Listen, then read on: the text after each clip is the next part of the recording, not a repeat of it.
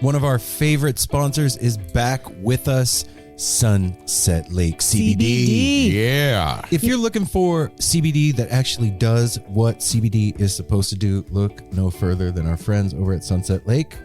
Let me break it down. Break it down, Mel. They're sustainably farmed, meaning they avoid pesticides and use sustainable farming practices to preserve the land for future generations. 1. 2, farm to table. They ship the CBD products straight from their door in Vermont directly to your door wherever you're at. Oh, that's cool. And third party tested. They test everything with a third party to ensure quality, dosage, and safety. You got to go over and check out sunsetlakecbd.com. They have so many products. Break it down for them, Apple. Well, they've got some new stuff going on. Like they always had pre-rolls, but now they got really cool packaging for it. And you can get CBD pre-roll flights of all their flavors. You can get the heavy hitter flight that also throws in some of their Keef blunts. They have a new CBD recovery body lotion. I'm excited about that. Mm-hmm. And what was the other? The other one with arnica. The extra strength muscle rub, 3,000 milligram with 5% lidocaine. So look, Oh, yeah, if you're lidocaine. sore, this is the stuff you want to rub on your body to make those aches and pains go away.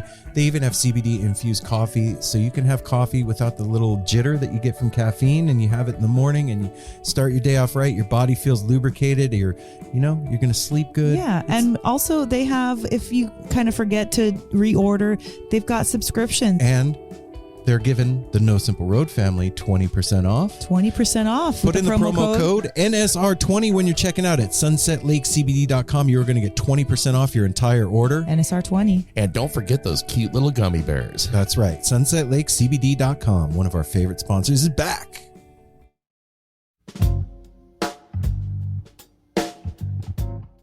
This episode of No Simple Road is proudly sponsored by our friends over at Shop Tour Bus. Go over to shoptourbus.com.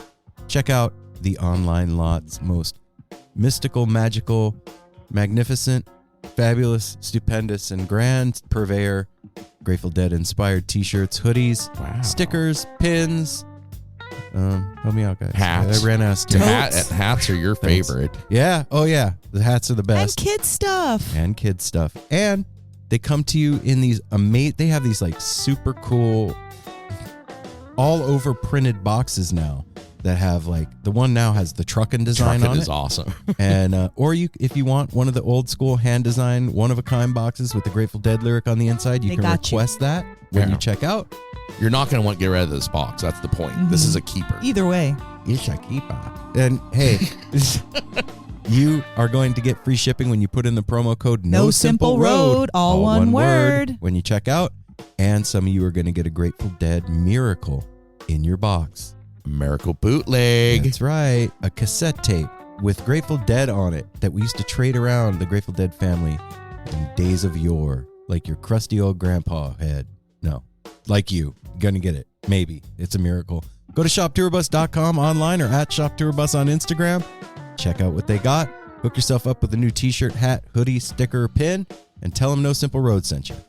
Electric Fish Lights. Electric Fish Lights. Is a Electric proud Fish Lights. sponsor of No Simple Road. That's right. And if you're wondering what Electric Fish Lights is exactly, Mel, what's Electric Fish Light? It is a wonderful company that is creating non-boring lights for your home, RV, office, Easy unit. up. Yeah, easy up. Anywhere that you want to put some fun, cool, special lighting. And these lights are not only fun, cool, and special, they can be customized and they have upgrades. They have bulbs that have changing colors. They have bulbs that actually are a Bluetooth speaker. Whoa. Yeah. So for all of your fun lighting needs, wherever you want them, visit at Electric Fish Lights on Instagram or electricfishlights.com and put in the promo code NSR when you check out. They're going to give you 25% off your whole order. That's a lot. Mm-hmm. So Delaware Magic, that's where they're located, in Delaware. They're going to send you your light with a little bit of Delaware Magic in it after you put in the promo code NSR20. No, not NSR20. Don't put that 20 in there. Just put that first part. NSR. I don't know what I'm saying. I didn't know what I was saying earlier. But electricfishlights.com, promo code NSR. We're so excited to tell you a bit about today's sponsor. Music Masters Collective. They are a nonprofit organization that produces unique music events, providing opportunities for fans and artists to meet and collaborate in an inspired and creative atmosphere. Music Masters Collective events give you the opportunity to learn from world-class musicians like Otil Burbridge, Steve Earle, Richard Thompson, former members of the band, the Milk Carton Kids, Nikki Glaspie, the Fab Four, and Sean Colvin, and so many more. At an event like the Milk Carton Kids Sad Song Summer Camp happening this July, you can expect immersive classes, evenings of entertainment, excellent food, and a space for a lucky group of folks to learn, co-write, workshop, and perform with like-minded peers, all with the guidance of Kenneth Pattengale, Joey Ryan, and some of their favorite songwriters. This all-inclusive week in the Catskill Mountains of upstate New York is guaranteed to be magical. Scholarships are available and spots are extremely limited, so visit www.sadsongsummercamp.com/simple to learn more. That's www.sadsongsummercamp.com/simple. Check it out. Hey everyone, Chris Pandolfi from the infamous String Dusters here to let you know that my podcast, Inside the Musician's Brain, is back on the airwaves for Season 4, which means it's time once again to get deep with influential musicians from all across the musical landscape to really understand and translate the lessons of success, failure, inspiration, and hard work that are behind the music and the artists that we love. My guests this season include Rachel Price from Lake Street Dives, Sam Bush, Chris Wood, Chris Funk from The Decemberists, Lindsay Liu, MC Taylor from His Golden Messenger, and more. Check us out, and thanks for listening.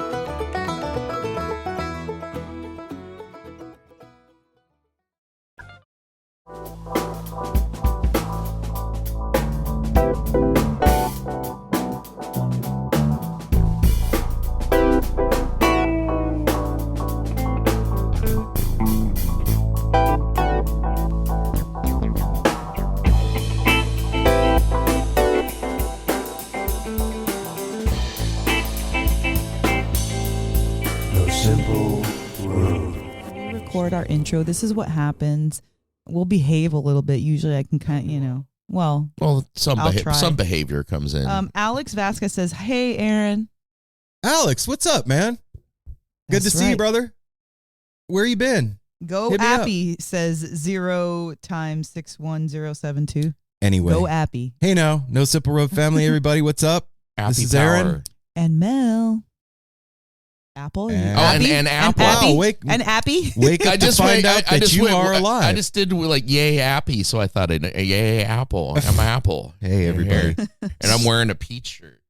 Peach and an apple. Yeah, you're a papple. I love this shirt. So this week we are going to give you a little recap of our experience at the Peach Music Festival, and it's going to be a two-parter. This first episode is going to be our interview with Eggy that we did live, our interview with Dogs in a Pile, and our interview with James Casey. Did we do Daniel? I can't even. We didn't get the audio. Oh my gosh. Yeah. We had a technical difficulty. That audio with Daniel was kind of priceless because he was talking about some super heady stuff out the gate. I'm going to see if I can maybe pull it from our YouTube. What's up, Sponge Boys? We love you. What's up, guys? Sponge Boys. Yeah, so we're and the Great North Special. Sorry, I gotta stop. Well, okay, No, I gotta stop, but like these are our people. I can't. I'm gonna interrupt you every time and be like, "What's That's up, fair. Russell? We love you," like that. And then the part 2 of this will be with Jennifer Hartswick and Maggie Rose. And look, we've done live podcasting before, but this experience at Peach was vastly different from any other experience we've ever had, for a lot of reasons. I think first and foremost is the reception that we got at Peach and the way that we were taken care of by the festival itself. And I want to say a special shout out and thank you to The Great Beyond. You guys are on right now, and for being our partners during that Osiris Peach takeover. Yeah, it was amazing. But you know, I said this at the beginning of the Eggy interview that, like, you know, it might seem normal to everybody in the audience that's watching when we do stuff like this or a live podcast at a festival, that, like, hey, they're up there, they're doing their thing. It's a trip for us. Like, it is surreal to have a voice in the community. It's surreal to be asked to come out to do what we do live. It's surreal to be able to sit down and connect with the artists that we talk to on such a personal and real level. And, but like I said, we've done live podcasts before, but this was different. The feeling was, I don't know.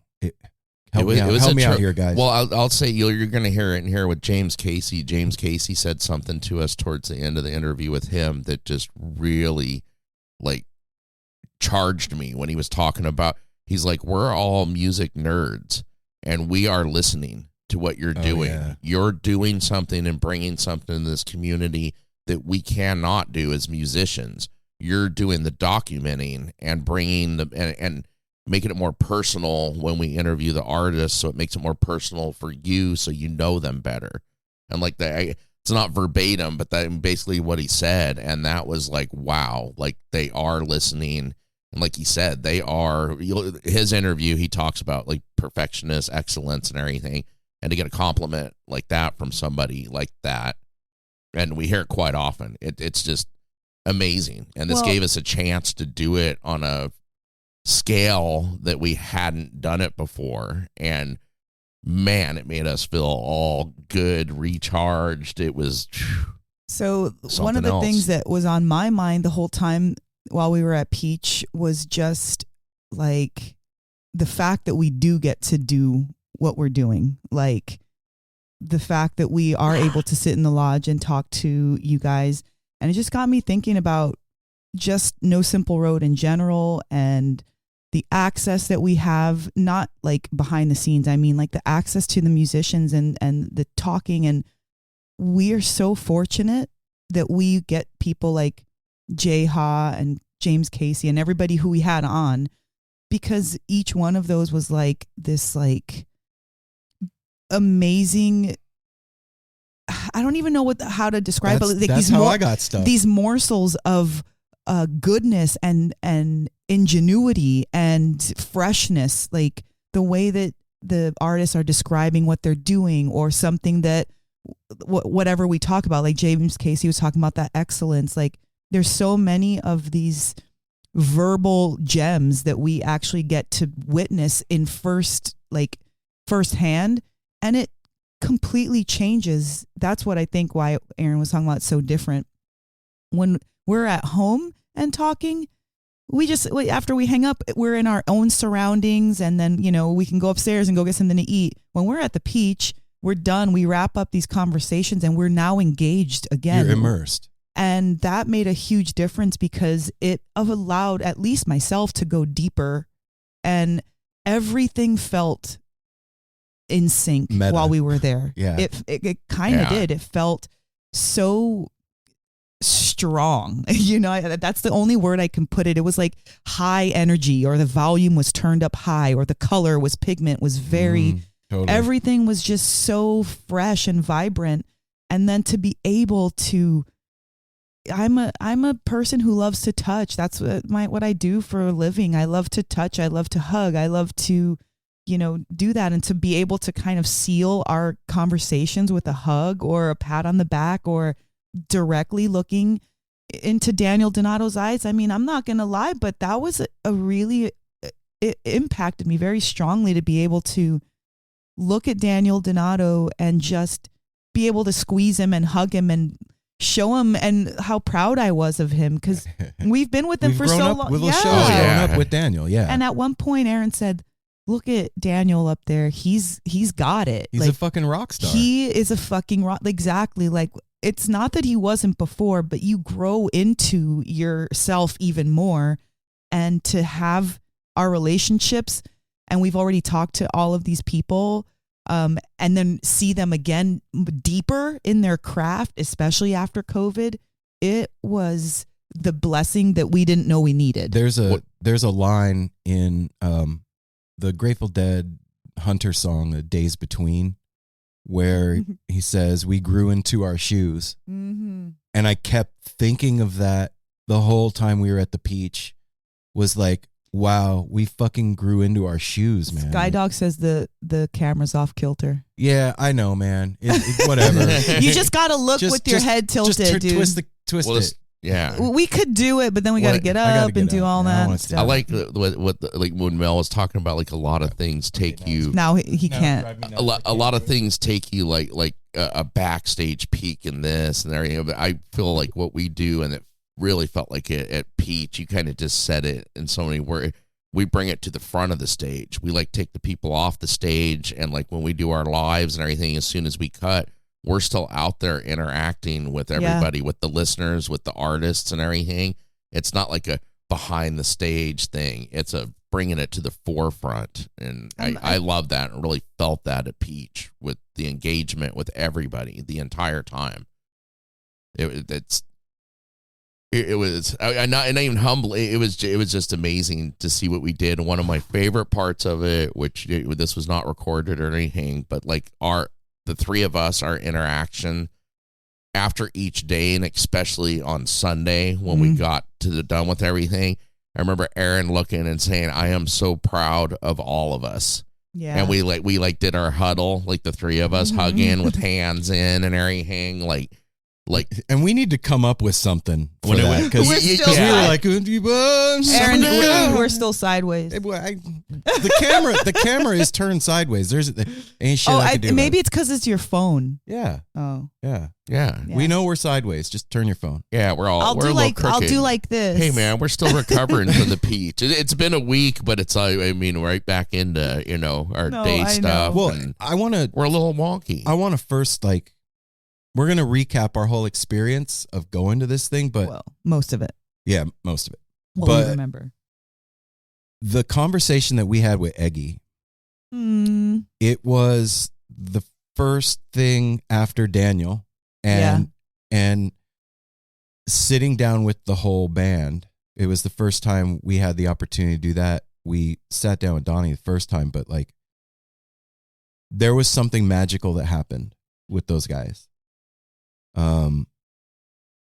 And I've talked about on the show, how we came to find Eggy and whatever, and did the interview with Donnie and stuff. But something really special happened when we talked to those guys. There was a connection that was made that is, it's a family connection. Mm-hmm, for sure. And, I don't know, man, we just listened back to maybe 3 minutes of the interview before we started recording and stuff, and at the end of the interview, one of them, I don't know who it was like, "I didn't know you were going to bring us up here and make us cry."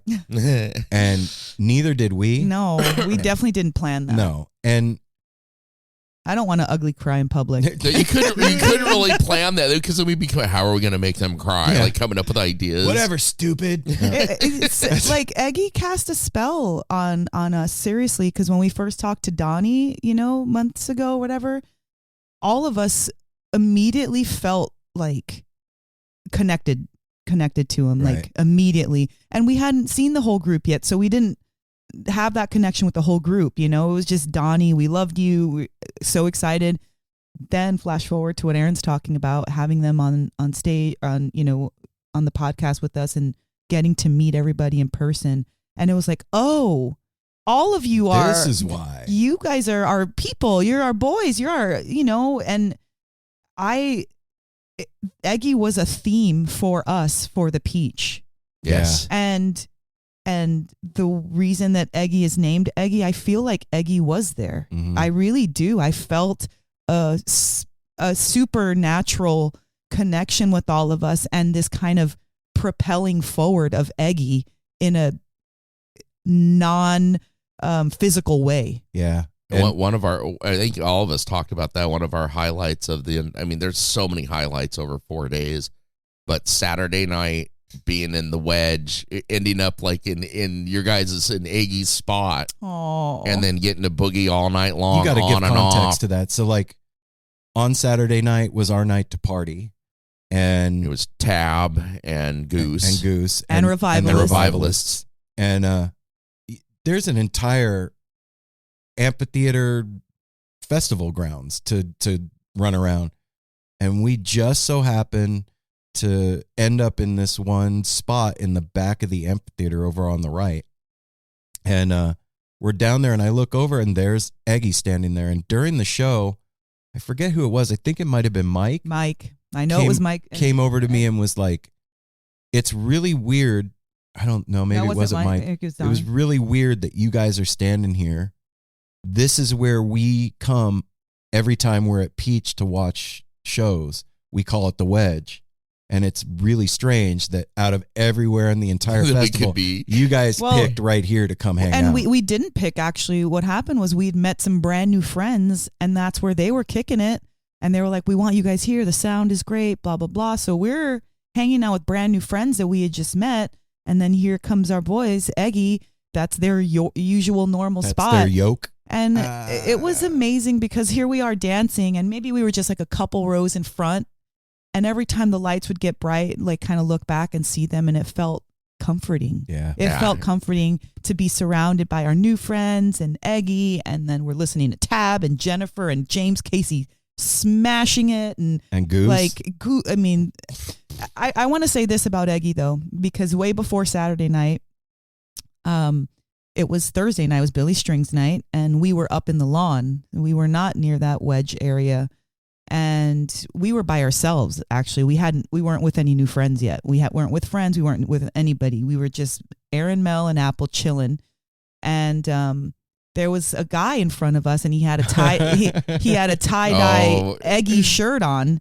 And I of course keep noticing, and then they kind of looking back at us a little bit. And at one point, I saw the look in, his name is Lee. I saw the look in Lee's eyes being like determined, like, yep, I'm going to go talk to him. I saw it, and he walks up to Aaron and he's like, yo, you got to do the research, man. Come on, Daniel. I don't know if you guys know that I encouraged him to do that because we all did. I went over to him. I wanted to take a picture of the family because they had their son and daughter who were awesome. The daughter's like making her own stickers. Her daughter's name's Ella. We got. And I was like, dope Eggy shirt, and gave him a sticker, told him who we were. He's like, oh, I know who you are. And then he mentioned that the mispronunciation of the name and everything. And I was like, hey, go tell Aaron. And he's like, I'm going to. He's like, I know who you guys are. I listen, man. I love it. Yeah. So he comes over and he starts busting Aaron's balls, which was. It was awesome. It was awesome. It's hilarious. And then Aaron, of course, tells his side. And then I was like, look, man, I knew his name beforehand. It said Daniel on the Zoom. And he was like, oh, I didn't know that. I take it all back. This is what I got and I gathered from that whole interaction was like he was trying to give Aaron shit like in a good way, love. It was very loving. It was like your brother giving you a hard time, in like, a very loving way. And then dipshit. Aaron also was like took it. He was like, yeah, but also like explained his half. And I just thought, holy fuck, if the whole world could treat each other like this. Oh shit! It was a huge, deep moment for me. Because I saw that it could have been like, well, fuck you, dude. You fucking make a podcast or something, right? Yeah. Or like you get everything right. Yeah, you don't know. Or it could have been like, yeah, okay, whatever. It turned into this beautiful moment, and I got a picture of them like hugging it out and then laughing, and like his daughter gave us stickers, and like it was such a beautiful moment of conflict and correction and owning it and like moving on. And to me, the festival scene, this is a place where magic abides. That's exactly where things like that can get squashed or handled or transformed or transmuted. And that's what happened. And I just want to say thank you, Lee. because he's like, well, now I'll be listening, of course, to the Peach episode, you know? And I just wanted to say thank you for being that East Coast self that you only know how to be. It's yourself, like, you know, coming like guns blazing, but also with love. With love. And that's what the biggest theme that we felt was family and love at Peach. And what do we all do? We always say about this community, we're all pranksters. We like to have fun. Fun is like number one. And that's what that was all about too, is having fun. He was busting balls, but also like having fun and creating, you know, a relationship. Well, and the biggest part was he was a freaking huge fan of Eggy. And that was a badass tie-dye. Yes, it was. It was amazing. And so, Apple, will you rock a pot leaf bow tie if Sky Dog yes, I gets it for absolutely you? will. I'm sorry I didn't respond to your you text me in the middle of the day when I was at work, and when I'm at work I look at things, I'm like, oh yeah, and then in my head I responded.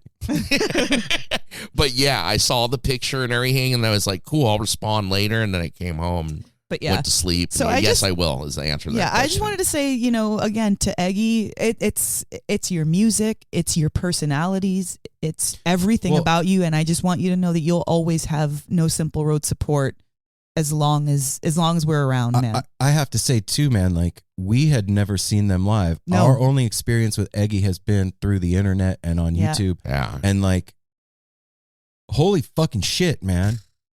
Like, seeing them take the main stage in the pavilion at Peach, I knew that it was a pivotal moment for them. Like, you could feel the vibe of it. Some shit was going down. But when they started playing, I was like, oh my God. I knew you guys were good, but like, holy shit. And to connect the feeling with the feeling, it was like, it makes sense now. I totally understand. And I want to see you guys rock that stage at like 8:00 on a Saturday. Well, we're going to see that. And my one sad thing was not getting to see them with Daniel Donato, because we had so many things on our plate, and it was a big plate. We had a really big plate that weekend, so we missed quite a few. We would have loved to see Maggie Rose and her performance. We didn't get to do that, but getting to see the little sit-ins and all the things that went on during Peach, that's the magic of the festival. Well, the other one we missed too, that we were all like, guys, man, we love you. You all know how much we love you, but there were several people leaving the lodge when we were getting ready to record, when Dogs on a Pile went on the mushroom stage. Yeah, we were on the same. I almost want to be like, let's just pause it and do it later, but you know, everything's slotted for time and everything. But man, can't make them all. If I had to sum up the whole thing, Donnie says it's his fault because he confuses everybody with his name. It's just, I like it. I like think it it's now rad too. It's too, gonna Donnie. just be a thing. It's part of our history, man. Whatever. It's cool. At least you're not like dude, it's Jeff or something, you know. And it's like, well, but wait, that makes no sense. Whatever. We love it. Yeah, totally. If I could sum it all up in like one succinct kind of story, it's what just happened right before we turned the camera on. I was like getting the files that we have recorded loaded into our DAW, and like listening to a little bit of each one of them just to make sure we got like quality audio and see what I have to do on the back end, whatever. And I fucking started crying, man. Like flood of emotion. I couldn't hold it. He was being a baby. It couldn't hold it in. It just was, and I'm like, fuck. I wasn't ready for this right now, but it was just this like flood of emotion of like, I can't believe we did this. I cannot believe that we did this. And when you go somewhere on vacation or you go to a festival or whatever, when you get home, it's easy to like let the feeling of that thing dissipate and your life is happening and you just move forward and whatever. And it reminded me of like what that felt like to be sitting there with them and what it felt like to have the reception that we got and the experiences that we had that weekend. And it was just overwhelming. And I have to say before we go any further that like it is 100% because of all of you guys that listen to the show. Without you, we wouldn't be doing any of this shit.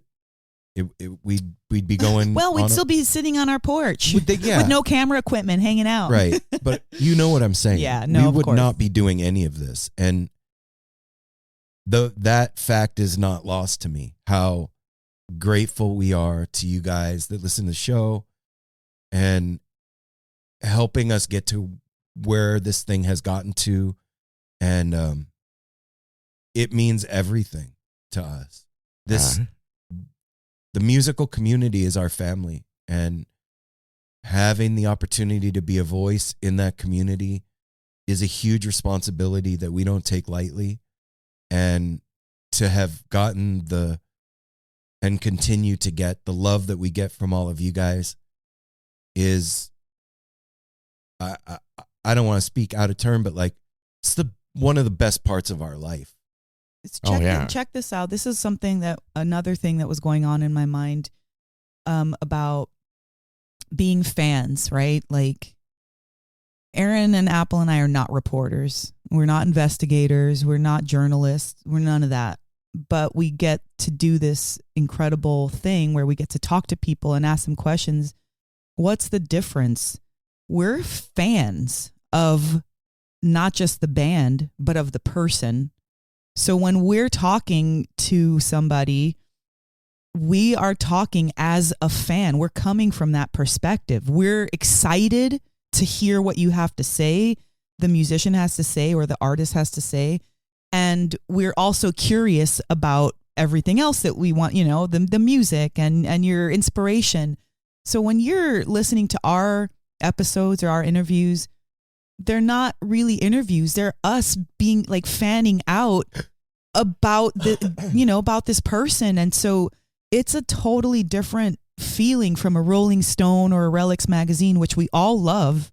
We love those magazines and we love those reporters. And we met this amazing Relics reporter, Hannah writer. We love that, but we're different. We're not trying to get any specific information except a connection with this person. And so I just wanted to throw that out there because I've been thinking about that. Like, why is it different? What is it? We love you guys. We're fans of the artists and the musicians. And that's why that's why the fans themselves also that listen to the show get stoked on the interview. Well, and another level of that is that the community of fans and musicians, like the all of it, the scene, is really important to us. Yeah. It's like I said, it's our life. It's one of the best. Oh yeah, we've decided to make it our life. Right. And so to care for that thing and like have the opportunity to document the particular point in the space-time continuum that we're in right now is huge. Mm-hmm. It's huge, man. So we're gonzo journalists. That's one of the biggest things too. I mean, keep saying so many things over those 4 days, but getting to feel the East Coast love. At first, I was little, like I didn't know how to react because we're used to it out here and everything. But that's my first time to an East Coast show. The love and everything and the amount of listeners, it made me feel comfortable on the East Coast right away. Like going in there and immediately meeting listener after listener, handing out our stickers like we do. I think half the stickers I handed out, as soon as I handed them, like having a conversation, and as soon as I gave them the sticker, they're like, "Oh, we know you. We listen all the time, man. You guys are awesome." That is so like that's a trip. Pumping, and it's a fucking trip, man. It is, and it just gets us psyched. And in fact, one little funny story. It was Sunday. We had wrapped up with Maggie Rose, and I'm standing there. I don't remember who I was talking to. I was talking to a listener, and like heavy in a conversation. And Aaron comes and taps on me, and is like, "Dude, like come over here." And I was so in the conversation, I didn't notice till a couple minutes later. He's over there talking to John Medeski, and it's like, come say hi to John. And it's like, oh, hold on a minute, I'm talking, talking to a listener. So like that like we're all in it together. The artists, the listeners, the fans, the musician, we're all like one. And I felt that so much there. And it's like oh my God, give me a minute. I got to go thank John and say hi to John. And so much was going on. And we met Patrick. Oh, I was just going to mention that. I mean, we love all our listeners, but I mean, Patrick ended up hanging out with us like the entire weekend. In between, he was just working his tail off. He was one of the beer guys, carrying those huge things of beer up and down the hills, like 8 to 12 hours a day. And then he just wanted to hang with us when he was done. We had a great Sunday night Waffle House experience, East Coast Waffle House at like 2:30 in the morning. It was just amazing. Wow. It was a sitcom all on its own. Well done with the Waffle House, by the way. That's a definite, like, if you're from the West Coast and you've never been, wow. At the hash brown, Patrick, he's like, bro, did you see all the choices for hash? Look at Jewel, I love y'all so much. I'm in recovery mode in Philly getting ready for tomorrow. Good thing y'all didn't stick around for SPAC. Yeah, no shit, right? Shit. No, Patrick, you made it meaningful. You having our like fourth, we're a little tricycle. And he's like our guide. Yeah, you were our guide. And I just want to say this too. This has nothing to do with the music. This has to do with the love of everybody from the show and in the festival. It was Sydney's birthday on July 4th. We were flying home. And so, of course, the festival finished on the 3rd. And because I couldn't be there with Sid, I thought it to see if people would just do happy birthday, Sid, and record it and send her like a little, video montage. And so I ended up creating a couple reels, because there was so many people that participated. And it blew me away, like all the love and the people were so freaking sweet and sending personal messages to my kid that they don't know. And I just want to say thank you to Jennifer Hartswick did it, Maggie Rose, freaking Patrick, you hooked it up, the guy that was sitting in front of us in the gondola, everybody was so sweet, and it totally stoked Sydney. She was so grateful and so thankful. And I just want to say thank you for that, because that's, again, part of the magic of Peach is like people are just willing to participate and be rad and be fun and have a good time. And like, so thank you for making our baby's birthday special. For making a montage from Montage Mountain. I was going to say something, but I held back because it was a serious moment. We have the same brain sometimes. Oh, God, Dad joke. I did. I tried. It would have worked. It would have worked that time. But everybody is so, like me and Aaron, we had so much fun too going around with the cameras. Yeah. Like everybody at festival, everybody wants their pictures taken and everything. Mm-hmm. We got so many amazing candid shots and portraits and everything. I'm trying to figure out the best way to do like a book that you could like. I started to make it's already 5 minutes, and that's why I wanted your phone. I have an idea. An iMovie, and I started doing it. I got an idea. So on the No Simple Road website, why don't I create a page that's Peach 2022, and we can just put all the pictures on the website. Just dump it on there. Okay, that'd be great. Yeah. What do you guys think? Is that a good idea? We just need to. Everybody needs to see it. Yeah. That's what you had told me to tell people. I was telling people when I was taking pictures is like, go to our site, like follow us, go to our Instagram, and then go to our website. We're going to be putting a bunch of pictures up. You'll be able to see this stuff. We got props. Apple, you got props for riding the gondola with your fear of heights.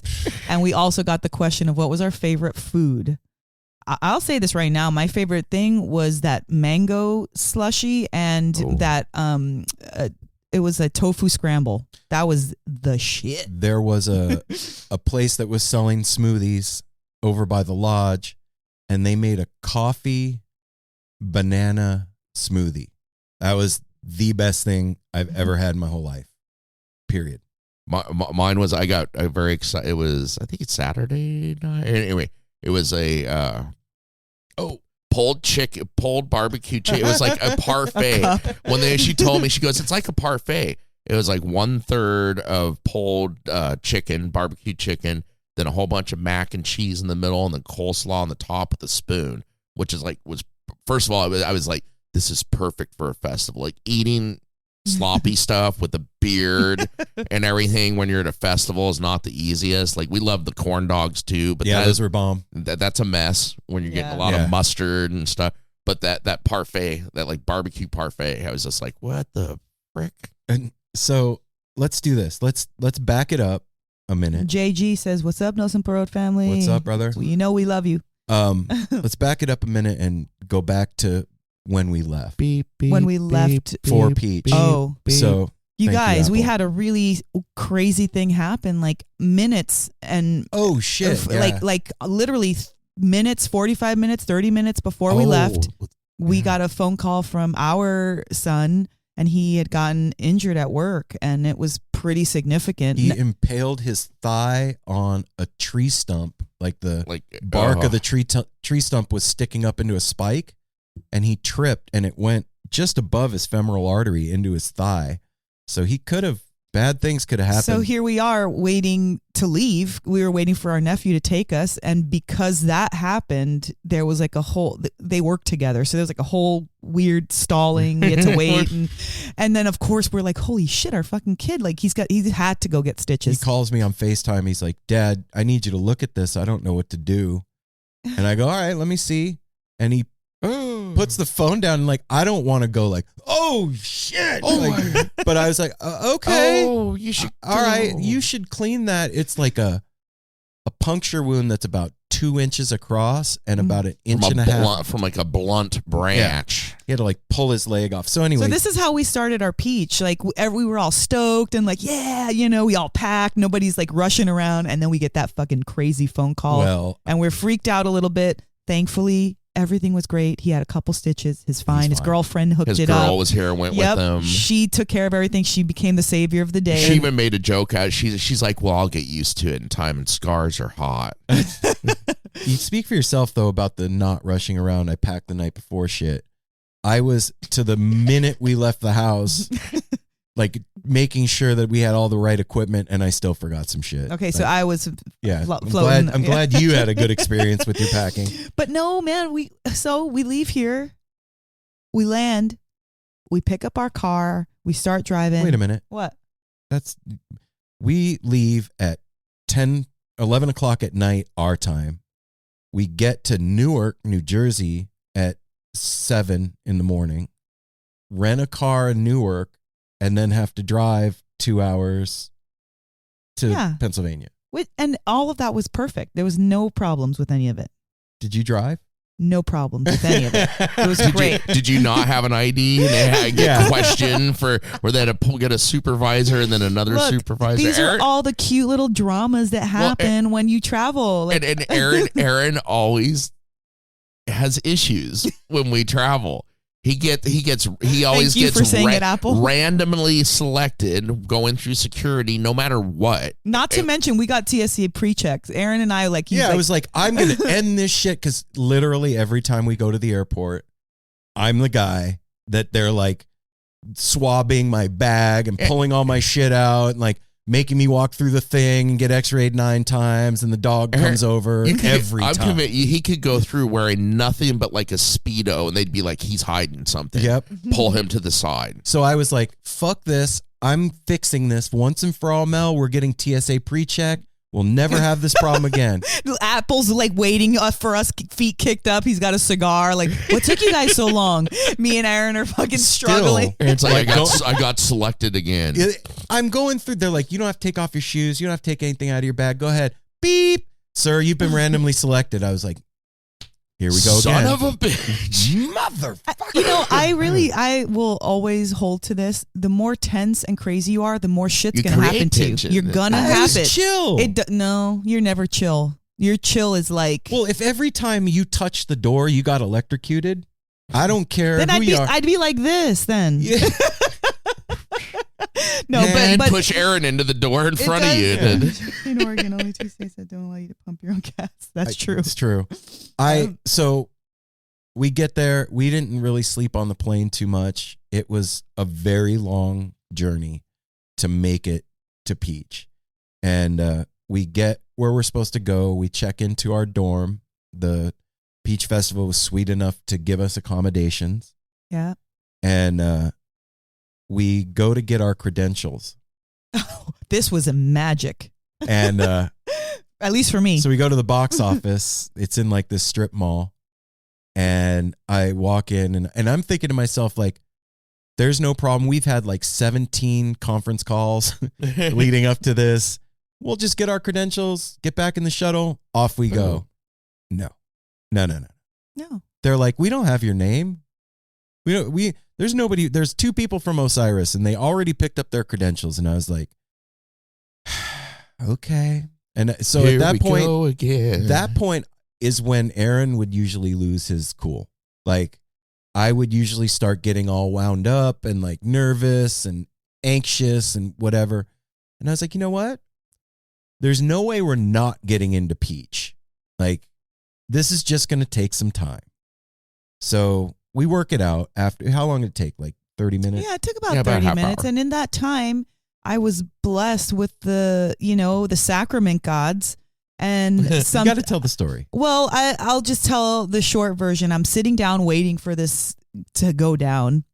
And a woman walks by and she's like, oh my God, somebody just dropped their bag of weed. And I was like, oh, I'm sitting here. I'll just wait. Yoink. Because I was sitting there for like 10 minutes and I was like, if anybody comes out, I'll hand it out to them, blah, blah, blah. She's like, walks in, comes back. She's got her tickets. She comes back because she's waiting on her friends. She's like, nobody came by. I was like, no, nobody came by. So she goes, I'm going to go ask my friends if they dropped anything. Goes in. Nope, wasn't them. They leave. I kept it. I didn't know what was in it. I just. Well, what are you going to do? Turn it into lost and found? Yeah, of course I kept it. So later on, this is the first night, it's Thursday night. Later on, Billy Strings is about to perform. I'm coming back from the bathroom. Next thing I hear was, how was that bag? And I turn around and it's the lady and her 2 friends that was at the place getting her tickets. She's like, how was it? And I was like, well, it wasn't just weed. Let me let you know that. And it was just so funny because I saw her again. She was like, hey. And so they were so stoked for me. They were all happy. And it was just like a cute little magical Peach thing that I got to Peach partake hooked you in. up with some free weed. It did. And some other fun stuff. And it was great. Yeah. So we get to the festival and we go to look at the lodge because we've never been there before and we want to see where we're going to be podcasting and like meet everybody and do our thing. And we walk into the lodge and holy shit, man. Like, I can't believe that we got to do that there. What? Just in the lodge. Yeah. Like, what a cool space.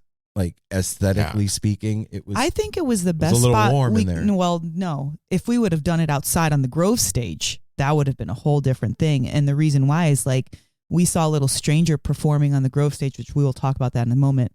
But it was full fucking sun. Yeah, it right was in their face. So hot. So I feel like we were kind of blessed by being inside. It was warm, but it was covered. And every now and then when there weren't as many people, it cooled off. And so we had an opportunity for people to be comfortable for an extended period of time to listen to the show. Yeah. So they had like airflow going. Yeah, and in that way, I too. felt like it was the perfect venue for us. And you know, there was a few times we started, and it was like maybe a few people in the audience. But every so often, we'd get this influx of people, and people would stay. So during our podcast sets, it was incredible to see like, okay, maybe 3 to 10 people. Next thing you know, there's 150 people. Then it winds down to 20. And to me, it felt like we were like the best kept secret at Peach. It felt like that to me. Like you're getting these deep ass conversations with the people that you were just jamming your ass to in these intimate settings, but only for this short while. And did you catch it? That's all well and good.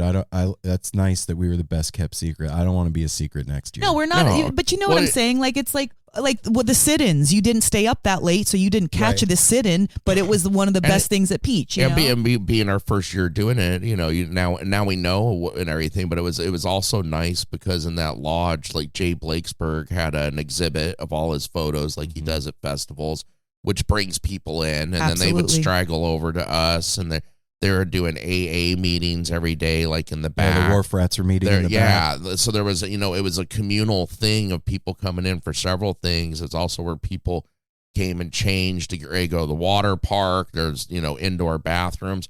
So it was kind of like a hub. It really It was very Yeah. busy all the time. There was And it a was nice next to the restaurant. mushroom stage, Well, too. Yeah, and right next to the mushroom stage, you could hear everything going on there. I have news though. So just fast forward to the very end of the festival. We finished at on Sunday, and we went and put our equipment away. And now is our time to relax and go watch the Black Crows and say goodbye to everybody and whatever. And the three of us went and talked to the people that brought us in, or the person that brought us to Peach. And I just wanted to thank him and tell him what an amazing experience we had, and like just tell him how grateful we were to give us the shot to come. And these opportunities are not lost on us, you know, like we have to have a certain amount of like expectancy. Like, yes, you know, we're here to do a job and whatever, but we're freaking so full of gratitude and like disbelief that we even get to be there. Right. So we definitely wanted to like show our appreciation verbally and at least share a hug or a pat on the back or a high five. Like, thank you for considering us. Thank you for bringing us out. So, like all that. But I had told these two, like when we finished and we were kind of like talking in the lodge right before we went to put our stuff away, I was like, this is rad that we got to do this here this year. Next year, we're doing this from a stage. And so we went to go talk to the dude that brought us up, and he's actually somebody that can make that happen next year. And what? Oh, okay. And so we go back, and he just happens to be, just so happens, like that's that festival magic that always goes down. Like we didn't know if we were going yeah, to we find find him. him. Just so happens to be taking a break outside, sitting in a chair. And so we walk up to him and tell him, you know, hey, man, just want you to know how much we appreciate the opportunity and that you believed in us and brought us out. And we're really grateful. And this experience has been life-changing for us. And I said, and next year we want to do this from a stage. And he was like, absolutely. Let's get you on the Grove stage next year. Let's make that happen. Let's start planning early. So... And then right after that, like serendipitous, like when then we were going to go find somebody else who was like, we had our own liaison that the Peach Paolo, gave us. shout out, Paolo. baby. We're like, okay, now we need to find Paolo. We turn around, he's standing right there with this cute girlfriend. We got introduced, didn't realize it was his girl till afterwards. We're like that. Their 4-year anniversary. Yeah, they were so sweet. And then what happened? Then we get done talking to Paolo, and then we turn around, and there's the Eggy boys again getting ready to head out. So we had got to see them one last time. It just happened. Like everything we were looking for was like boom, boom, boom, right there with the Eggy surprise on top. And it was just magical. Like we couldn't have planned this. All right. And we're walking back and forth. Peach is huge. Yeah. Peach is, I looked yesterday at my steps from Peach, added them up, and put into the thing like, how many miles is this many steps? 27.8 miles in 3 days. We ran a marathon. Yeah, a little over a marathon. You ran the I bet mine marathon and was then double. ran. Yeah. I bet mine Well, was your double. feet move a lot faster than mine. Yes. Yeah. So we actually ran a marathon at Peach. Right Mine on. was triple. I have Right short on. legs. I'll do it again so. too. I'll totally do it again. So we got a question of what was the funkiest / weirdest shit we saw at Peach? weirdest. Funkiest, weirdest. Okay, I got it. For me, I don't know if this was weird, but this is like, you know, when you're walking out of a show and there's a lot of people and you're all like in the cow herd and you just talking shit, like the bubble. being silly with everybody. Well, we were walking out of the main pavilion back towards where the mushroom stage is, and you have to go like through the vending area and then up this steep hill. And everybody's very elevated. And we were at all this point. very lifted, yeah. And there was somebody that had a bubble machine right at the like base of the hill where you start to go up, and there was freaking bubbles everywhere. And I was like, goddamn, just joking, totally kidding around. I'm like, goddamn bubbles. These people know I'm 50 years old. Had enough of bubbles, trying to be all silly, trying to be serious walking up this hill. And it started this entire improv with people all around us about the fucking bubbles. Yeah, especially the one dude that was like, yeah, he went off the entire way up the hill. It turned into like a political, like heated thing. How old do you think I am? And then it gets in your eye, and they don't even get me started on the guys with the big bubbles. They just pop, get shit all over you, ruin your clothes. We got to the top, and that guy just turned to us. He just split off after he was like, "Thank you so much, man. I've really needed to get that off my chest for years now. It's just been, man, we're all like, yeah." I was like, walking, I was like, I feel triggered. You shot bubbles at me. My feelings are hurt. Yeah.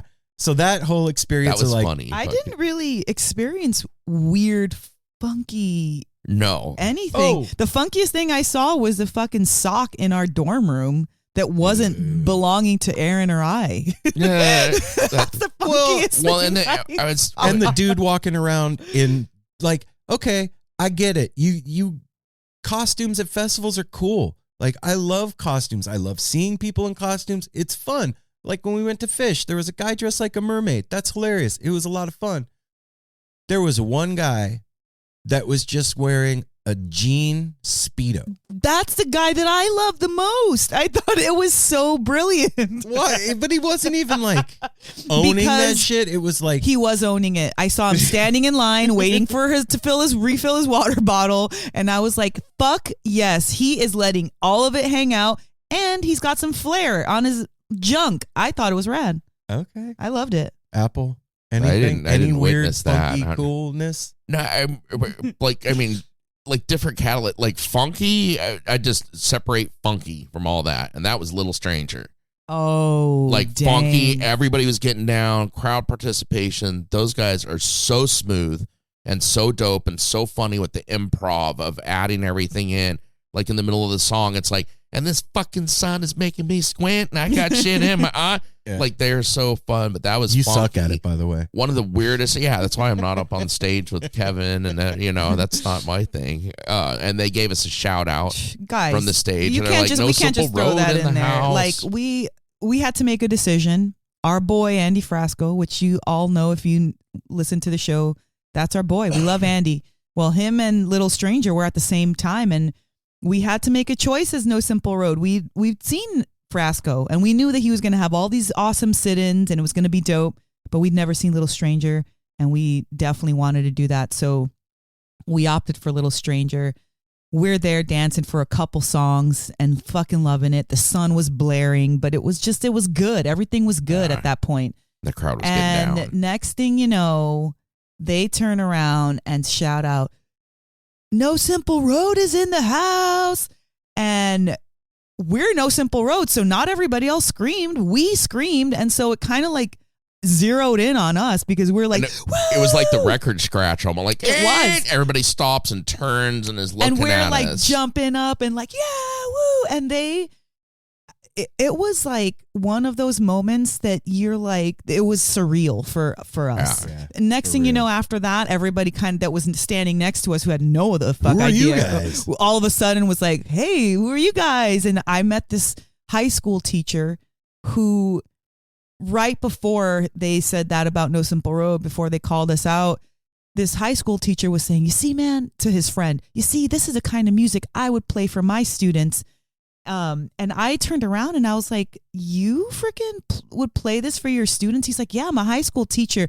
They studied a goose all the time. Oh. And I was just, I turned around. I was like, can I give you a hug, dude? That's freaking the best thing I've ever heard. He's like, yeah, man. So he gave me this amazing goose pin. Oh, yeah. It's beautiful. It's shaped like a pick with the cutout of goose in the middle. And, gave him a sticker exchange, pleasantries, and then we were off. And it just, it was like when you get that job, well, you see that gold star by your name at the teachers, like you've got like, it's 7 days and you got 7 gold stars. That's what it felt like with Little Stranger. And like, we had just done these amazing interviews. We'd kind of gotten our stride. It was like the evening, the sun was setting. We knew our way around. And it was just like the cream of the crop at that moment of the festival. And to have that kind of accolade and shout out from the stage, from Little Stranger, which, like I said, we were kind of deciding which one we were going to go to, Andy, Little Stranger. And we made that That would decision. have been awkward if we weren't there. And it just, like I said, it was just a blessing and like that little gold star, job well done. And then after that, they made a great smoking photo shoot with Paulo, which was amazing. And that weirdness, I mean, I don't know if we categorize it as weirdness, but it is weird when you see people a little too medicated, over the top at shows, and we witnessed that a couple times. The dude in front of us, there was a guy in front of us during, I think it was the Crows. Yeah. That like, I was sitting on the ground just chilling out, and then he was dancing, and the next minute I look over and he's on his back with Oh, his, shit. with his I- eyes that was rolled- J-Rad. Yeah, that was with his J-Rad. eyes J-Rad rolled back night. in his head, like all cockeyed, laying on the ground, and I was like, He looked like he had broken every he bone looked in like his he was body. dead, and I was like, oh shit. And I started to get up, and then his girlfriend came over and was like talking to him, and I went and like whispered in her ear. I was like, is he okay? Do I need to go get the medics? She was like, no, he's all right. I was like, ketamine? And she was like, yeah. I was like, all right, he's fine. I'm gonna go sit back down. And he laid there for a while and then got up and started dancing again. I and saw him like come back into his body too. His like fingers moved first. then started moving Then his a little. then his hands kind of twitched a little bit. And then his arms, and then he slowly got he was back up. reanimated. It reanimated. Well, then- yeah. And then during, what was that? It was during Trey. There was probably like a 15, 16-year-old. Oh, Which yeah. this Oh, was that was sad. This was amazing though. What happened? I think we've all seen this. Like, you know, somebody that's young, that's having a good time, that went a little too far. Too much, Next too thing you know, fast. he's like on the ground, kind of, you know, just out of it, scared as hell. He was eyes in the fetal blown. position by the trash can. Everybody, there was a whole group around it. Everybody like got him. They got him up. They got him focusing. They got him sitting down within 10, 15 minutes. They, you know, got him water, everything he needed. And then he was okay, came back coherent, and ended up walking off to go find his friends, because everybody comes together. He was in with those his family. He moments. kept saying, my mom hurt her knee and it freaked me out. I can't find my mom. My mom hurt her knee and it scared me. And I Yeah. just couldn't stop it. This kid was like literally in the fetal position next to a trash can. Like eyes sprung. Couldn't even focus. He looked at me at one point. I walked over to help because I'm older and felt like an older person. And the way It he freaked looked him at the out. way he looked at me, I backed off right away, and I said to one of Satanic our Santa friends, Claus. I was like, I probably look like a scary Santa Claus to him right now. I'll let you guys You guys this. handle this shit, man. Yeah, Yeah. I went in there and I was like, do you need something to drink? And he was like, yes. Well, by the time I came back, he was already gone. But, you know, the positive of all that was the amount of love that was around him, and nobody was going to let him like flail. Flounder. Yeah. He everybody was was protected. on He it. was safe. No man left behind. Even though he was feeling crazy in himself, outside of himself, we had got it. And so that made me feel good. So at this point, we're going to stop the stream. Yep. But we're going to continue the episode. And let's see if there's anything else. Just Skydog said NSR denim Speedo, new merch idea. I'll totally do that. I'm not rocking no fucking Bobby shorter than Bobby shorts, man. I think that you guys will I look don't dope. got the body for it. I think I'll Apple would never be say fine. never. Yeah, see? Okay. All right. Thanks for joining us. We're going to finish our, bow Our tie antics. and a bow tie and a denim Speedo. You never know. Yeah. Never can. we're not going to stop recording though, right? Okay. Thanks for joining us. Yeah, thank you for joining us, and tune in. Tune in, turn on, turn off, turn up, turnips. I like turnips. We're back. We actually paused and went out and smoked and had a discussion. We took a long pause. We had a discussion. And we're refreshed. Yeah. We're back. I feel refreshed. I can't hear you. I feel refreshed. There we go. Oh. All right, I'm going to ask you guys a difficult question. And All right. you're going to be like, I can't answer that, but do your best. Okay. If you had to... Well, Oh, sorry. okay, never mind. I can't answer that either. If you guys had to pick one moment from Peach to put in a highlight reel for yourself, what would it be? All right, I know mine. Okay. But it was just a moment because it was the night that we were really kind of let loose and had fun. It was what you found out. It was when Goose when towards the end of their performance, they did that cover of the My Morning Jacket. AEIOU. That was like Goose so owned that stage and that slot after Trey. It was that like I got goosebumps right now just thinking back to it. I recorded the whole thing on my iPhone. That was just it was like heading towards it's the end of the evening on Saturday night, and there was just so much love that night and so much dancing and fun. That was a highlight to me. That was, if I could bottle something that you could have somebody take a sip of. Yeah. To that experience that night after Trey and everything, and then like the back end kind of come down. It was so sweet and it was so awesome, their performance. I think for me,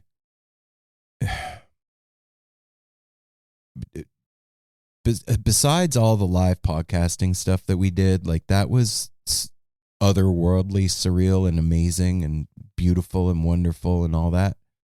But we met on the third night, the night that Trey played and Goose played. Saturday night. We drove our car to the festival, which you had to take a shuttle, but our buddy Paulo got us a parking pass. Shout out again, Paulo. And we ended up parking in the vendor parking lot. And as soon as we got out of the car, we met 3 members of our family that we had never met before, that were just like waiting in the parking lot for us, and ended up spending the whole night with them, dancing and hugging and laughing and getting to know each other and catching up on 50 years of not knowing each other. And there was a moment during Trey when Lauren and I, or my new twin, female twin, were dancing, and I looked over at her and she was moving exactly like me.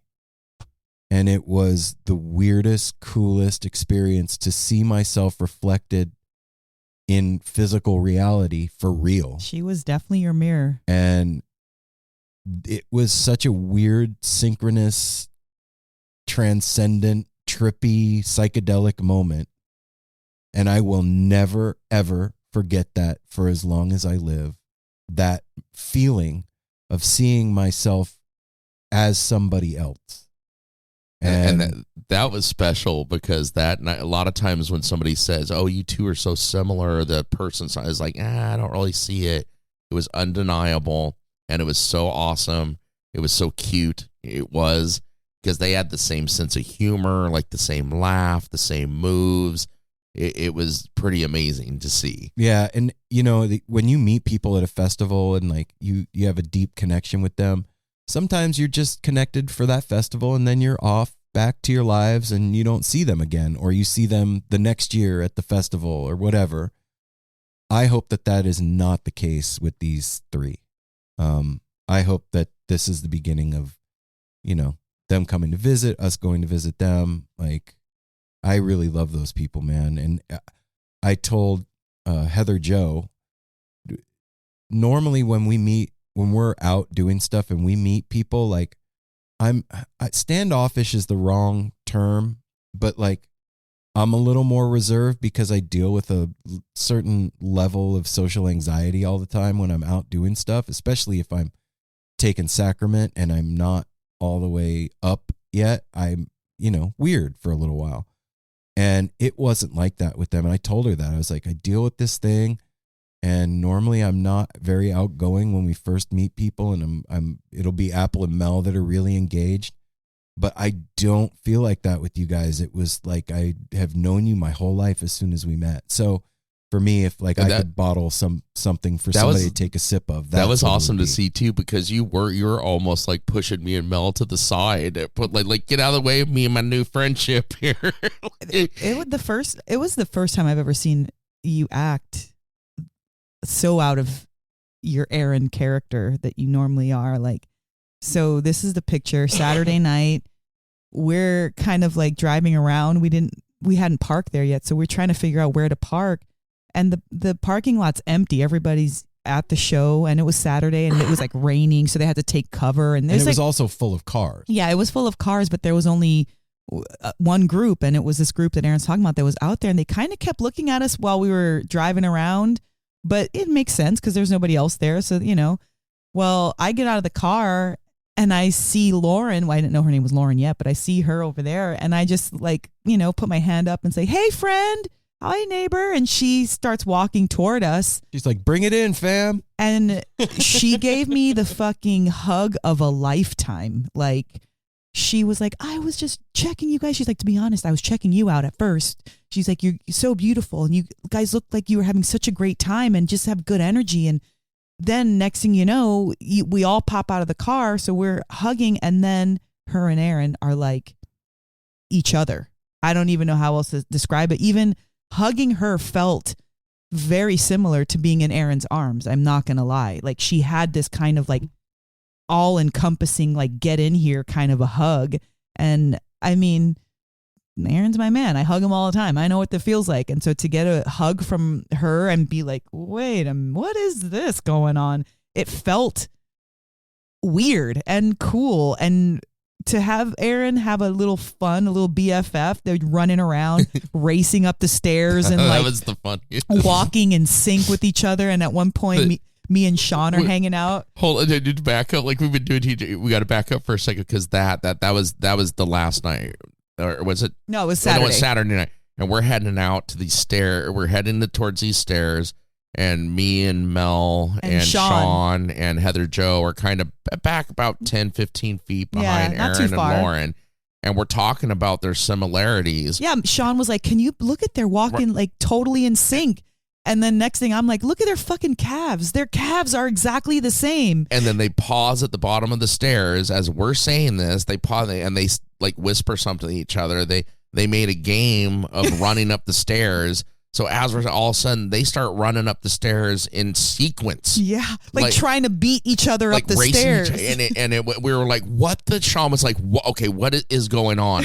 This is such a trip. And I was like, it's the multiverse. Like we started coming up with all these funny like theories and things, but it was so funny to see. It was so fun and funny. And they ran up the first flight because this was many flight, like 15 flights of stairs. They ran up the first ones and they both turned around in unison, smiling down at us like children. And we were just like, oh my God, this is a trippy twin multiverse. Like, what is going on here? Well, and it was cute because Aaron was like, "I never get to have anything like that. You," referring to me, "you always have like fun friendships and running off, playing games, being silly." Yes. And well, and you Cody came into our lives years ago, and Cody is Mel's male twin. Yes. Like they like the same shit. They like the same clothes. They just are the same. They're twins. Yeah. And I always thought like that would be cool if I could have that too. Like, but there's nobody out there like that. Like, and boom. And thank you, Peach. And thank you, Lauren. I just have to say this too. I told this to Lauren. I was like, "Lauren, you remind me of everybody that I love in one person." And she just kind of looked at me and was like, almost like glassy eyed, and was like, "Oh my God, thank you." And I meant it. She was like super fun and silly but that wasn't it. Like her face, her skin, like there was so many things wrapped up in her that reminded me of like Aaron and Sydney and Simon and Jasper and myself and Apple and like all my friends that I love all over. And I was like, that's weird. And not to diminish Heather Joe and Sean one tiny bit. No. Those two were equally as amazing. Well, that just like came into our lives and lit up the night even more. Heather Joe is the grooviest chick. Her spinning, dancing, just her vibe was so comfortable. And Mel was talking about, at Apple were just talking about that little 16-year-old kid that was curled up by the trash can, losing his face. Sean was the first one over there to help that kid. Yeah, like, he was with them though. That is the whole time. Homie right there. Sean was, me and everybody when we met these three. We kind of all broke up into our own groups. It was like Aaron and Lauren, and then Heather Joe and Apple, and then me and Sean. And we're just all getting to know each other because we just met. And what a story Sean has. What a human being. What a total sweetheart of a person, getting his life back after, doing dumb shit in your own life, and so open about his past. Yeah, him and I connected on that and level. Also, and very present. And just to meet people with that kind of quality of personality. Did we get his number? Yeah, I have his number. He texted me and said, "Thank you for everything." So okay. if you want Give it, to I'll, me, yeah. Also, my moment that I would have to put in is, it was, I believe, Friday night, and Aaron and I had kind of like gone off on our own. Apple went to go grab something to eat, and we all agreed we were going to meet at this, little grassy area near the mushroom stage. And the Nth Power was on. And first of all, never seen Nth Power. Didn't know too much about them. And Jennifer Hartswick was joining them. And so that's her band. She's part of that band. Well, whatever. She was there. They were doing their thing. And Aaron and I are just sitting on, it had rained. So we're sitting there and we're trying to find a little spot in the grassy area that wasn't soaked. And we didn't have like a big picnic blanket because we were coming from the West Coast. So Aaron and I are sitting on his little scarf. Yeah, his little scarf. And we're just enjoying it. The Nth Power is freaking incredible. Their voices, their sound, it felt like church, but even deeper. And then so I'm like inspired. I'm writing on my phone just about this beautiful everything that we're experiencing. And then next thing you know, our next door neighbor, our picnic neighbor, is like, starts talking to us about the Nth Power and about everybody that's in the band and giving us like this lowdown. And she's, passionate about it. So I hand Erin a sticker to give to her, and then she invites us on her picnic blanket. Hey, would you want to come sit on our picnic blanket? Hell yeah. That's just what we needed. Then she's like telling her fiance, like, hey, why don't you tell them about this, story? Well, he wasn't there for any of our conversation, so he's just kind of like looking at us. I think like, he was a little lifted and didn't feel like talking. Yeah, whatever the case was, he wasn't involved in what she was, putting down. Anyway, next thing you know, we're all in love with each other. We are walking to go see J-Rad together. And that relationship, it's the magic of festivals. It's Dawn Amber and Jacob Darling. Thank you so much for the hospitality, the fun. Dawn Amber is one of the smartest women and passionate women, and she is so into the scene, and it made me so happy because it felt, you met a sister. She like you as a healer for sure. Oh, her strong healer. She had herbal cordials that she had made. Oh my God. And she was fucking gorgeous. Like, I mean, I don't know if I've ever said this to you, babe, but when I was little, I always wanted to have red hair. Oh, no, I didn't know that. Dawn Amber is exactly how I always wanted to look when I was little. Aww. Like that's cute. That's what I think is beautiful. Like, I always wanted to look like somebody like that with that kind of hair, and that, like, I just did. And when I saw her and just how friendly and cute, like, I was like smitten with her. I was like, oh my God, she is fucking perfect. I think it's very telling that out of everything that happened, we talked with some of the biggest names in the jam band world, the music world, period. Mm-hmm. We podcasted in front of a crowd. We got brought out by the festival. We did all this stuff. Yeah. We got shouted out, like connected with new family, all this stuff. The three of us, the moments that mattered most were the personal moments with people that we met there. Yeah. Hands down. That's a lot. That says a lot. That says a lot about Peach. That says a lot about the experience there. And when we go to festivals and like do recaps, we're always sprung for a little while absolutely. on the thing.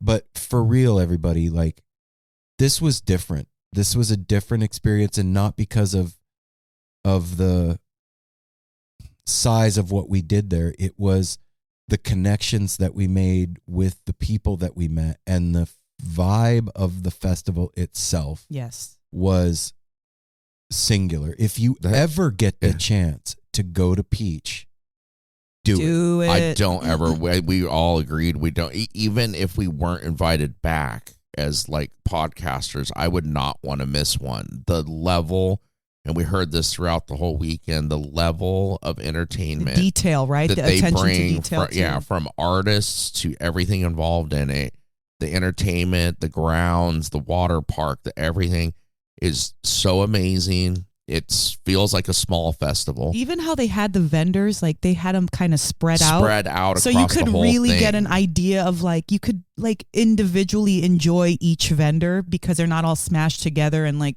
feeling repetitious. It was like it was. And we heard that from several people before we went there. Like you will never feel like you're at a festival with 35,000 people, and we didn't. No. It was. I know that a lot of West Coast folks, like, you'll spend money to go to, Panic in the Playa or Fish Mexico or Playing in the Sand, and it's a pretty penny to go do that. And I get it.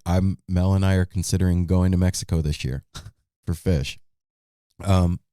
Actually, okay, good. We haven't missed tickets yet, but if you have the opportunity to do those things financially and you live on the West Coast, maybe skip that one year and go do Peach instead. I'm telling you, you won't be sorry. Just take it from us. We go to a lot of stuff, man, and I would say we are connoisseurs. I wouldn't. There's still a lot I haven't done. I mean, I haven't done a lot. Well, We've not done any of those Panic at the Playa. Maybe that's our sprung thing that we're who knows? missing. But go and experience speak this. for the Peach. Yeah, go Yeah. experience this thing The because it's very special, and it wasn't just us that was having these experiences there. No. It was everybody that I met, and we talked about Patrick, our brother that we met that was selling beer. This was his 9th Peach. He's done 9 out of the 10. And he said that for him, this festival is coming home every year. Aw. And I could that's see that's how. big. That's a big deal, especially somebody that's doing Fish Tour or that's doing Den I want Company Tour. to jumping on that, what you just said about Patrick, that it was coming home. I mean, just want to throw this out there because No Simple Road is our life. Like I think that sometimes, if there's somebody listening or watching or whatever, they're just watching a podcast, but we're living our life as a podcast. And when we were driving up to Montage Mountain, and we saw, and I mentioned this on the podcast with Jen Hartswick, I believe. We're driving up there, and I see this billboard for the Poconos. It's like a couple exits, near Montage. No Simple Road is facilitating incredible healing and change in our lives. And that weekend of being there near the 4th of July, meeting all these wonderful people, driving to the Poconos, which was a childhood memory that I had forgotten that I had until I was on that freeway and saw Poconos exit, blah, blah, blah. It's allowing, No Simple Road has allowed me to heal parts of myself I didn't even know were broken. It's bringing up these places in my childhood that I had like dead and buried, totally forgotten about, and then bringing them back up, and not just healing them, but massaging them and nurturing them and putting them back out in a certain way that we can bless you guys with all these amazing interviews and talk about, these connections that we made. But I just wanted to throw that out there from a personal level. Like Melanie, this is not Aaron or Apple, but this is Melanie. Like doing these shows and going to these festivals is literally healing my physical body and my childhood traumas. And I just wanted to mention that because I know we talk a lot about doing sacrament and, being high and going to all these different shows and traveling, and we're grateful to meet and talk to these people. But on a singularly personal level, this show, No Simple Road, and all of the things that we do that make it up is literally changing my DNA and my experience in life. And I just wanted to throw that out there, that it's not lost on me, and I wanted to mention it because this is part of the gift that I get back from doing these. Like, of course, it's hard to answer those questions. What's your favorite moment? Because every moment was my favorite. Yes. Getting a hug from Maggie Rose, that was meeting Kate and Jules and Jeff. Looking in Jeff's eyes Sam was Soupy. One of my favorite things was looking at Jeff, and while he was telling me about Sam, all of that. Sorry, Sam. That was cute. But like, those are all, I can't even like minimize that. But like overall, like I said, for myself and my body, and I am just so grateful that I get to live it in front of you guys.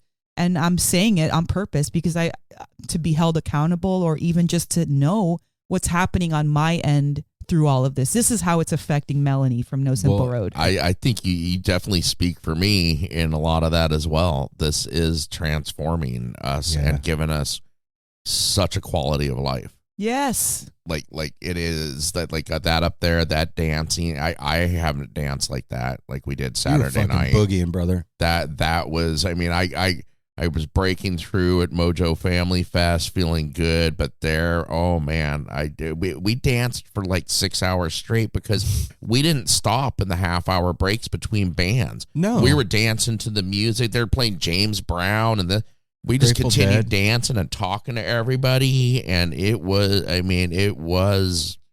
like the best therapy fucking session ever. It like, really was. At the end of felt left physically and mentally better.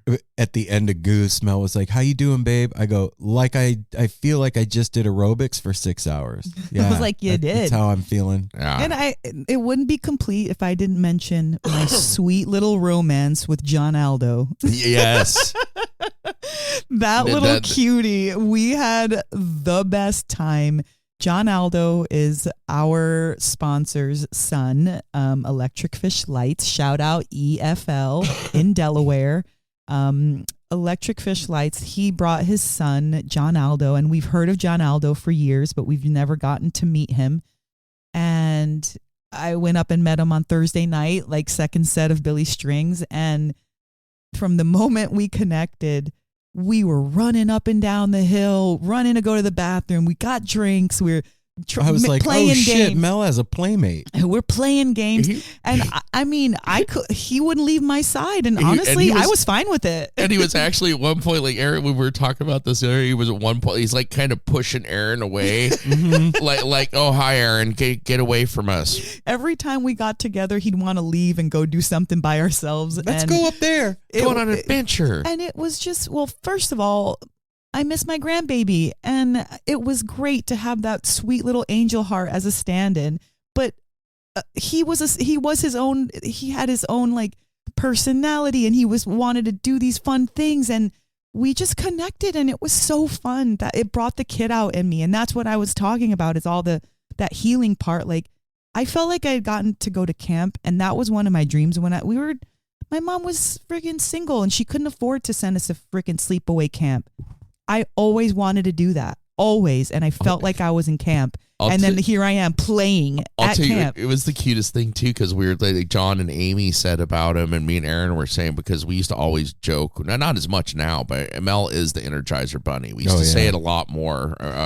It's like, "Oh, there she goes, Energizer Bunny, clam." That's how he was until into the point that, like, when he just dropped in the middle of the lodge and fell asleep on the floor, like. He goes 100% until he just all of a sudden he's asleep. And I thought he was joking. Like, okay, he's playing possum. We did. We thought that he was joking. And John and Amy are like, "No, that's what he does. He plays so hard until the battery's on, and then he just drops and sleeps anywhere. Sounds like me. Middle of a concert, anywhere." Yeah, it was great. And I just want to say thanks, John Aldo, for your fun company. And I will never forget it. So let's see. We're an hour and 20 minutes into this, and we haven't even gotten to a single interview.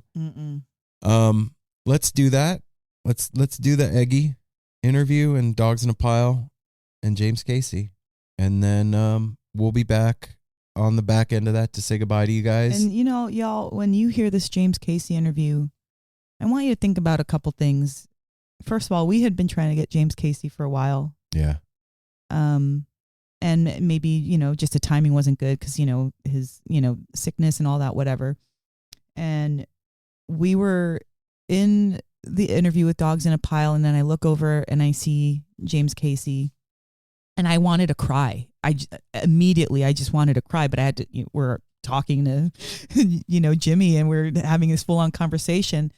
All right, we stop, and then it's our turn to go talk to James Casey. And I don't know what it was about him particularly, but I wanted to cry. I wanted to hug him. I just wanted to, I felt a certain, I don't know how I felt. I just felt emotional. And I even said that to him. I was hugging him. I'm like, I'm so sorry that I'm being emotional right now. I never met you. We never even talked. He was so humble. I don't even know what you guys want to talk about. I don't even know why I'm here. And I just want to say thank you, James Casey, for taking the time out of your schedule and your recovery to come chat with us. And will never forget our interview. Never. No. The content of our conversation. And I want to have you back on for a full hour. I would love to get to know more of you. And I just want to say, everybody, that's very fortunate to. He's a hero. Yeah. Of mine. He's a hero of mine. I just wanted to say that I was very smitten and just wowed, dumbfounded at the fact that we got to do that. And it's not lost on me. So I just want to say thank you, James Casey, and enjoy that interview with him. And this one with James too, is one of those that encompassed all the emotions. There a couple of his story. You're going to hear all of it. There's some good laughter. There's some tears. This ran the gambit of emotions throughout the whole thing, and it's so interesting to hear. I knew that there was his side. I knew that there was a chance that we were going to talk to him, but we had stuff scheduled, and he wasn't on our schedule, and so I had kind of written it off. And then, like Mel said, we're in the middle of talking to Dogs in a Pile, and Matt from Osiris comes over and whispers in my ear. He's like, "Hey man, James Casey's here. You got a half hour with him." And I was like, "What?" I wasn't expecting it. I wasn't prepared. Nothing.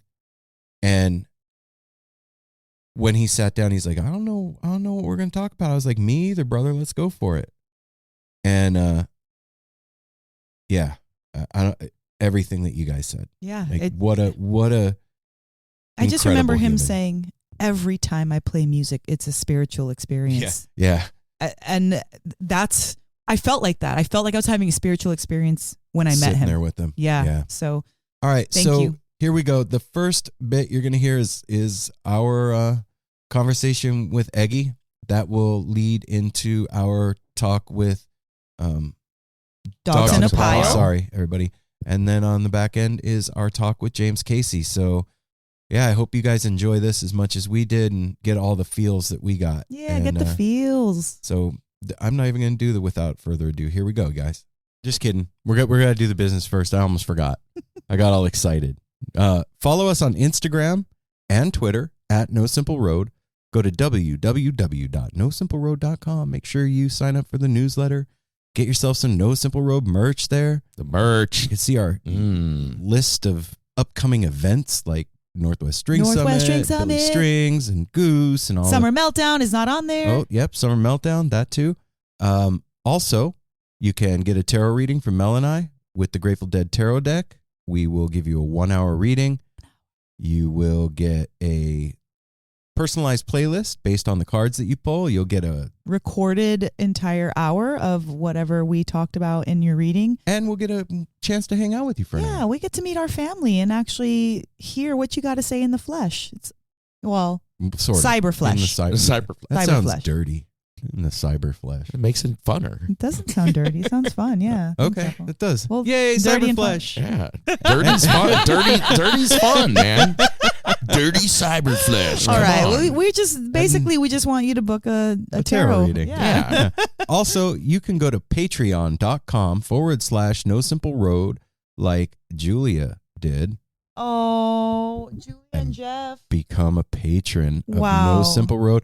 Julia and Jeff. Julia thank you and Jeff. so much Angels. for signing up on Patreon for $10 a month, for making sure that we're covered, that the show continues on, that we get to keep doing this, that we get to put these episodes out, that we get to go places and talk to people and do all the fun shit that we get to do.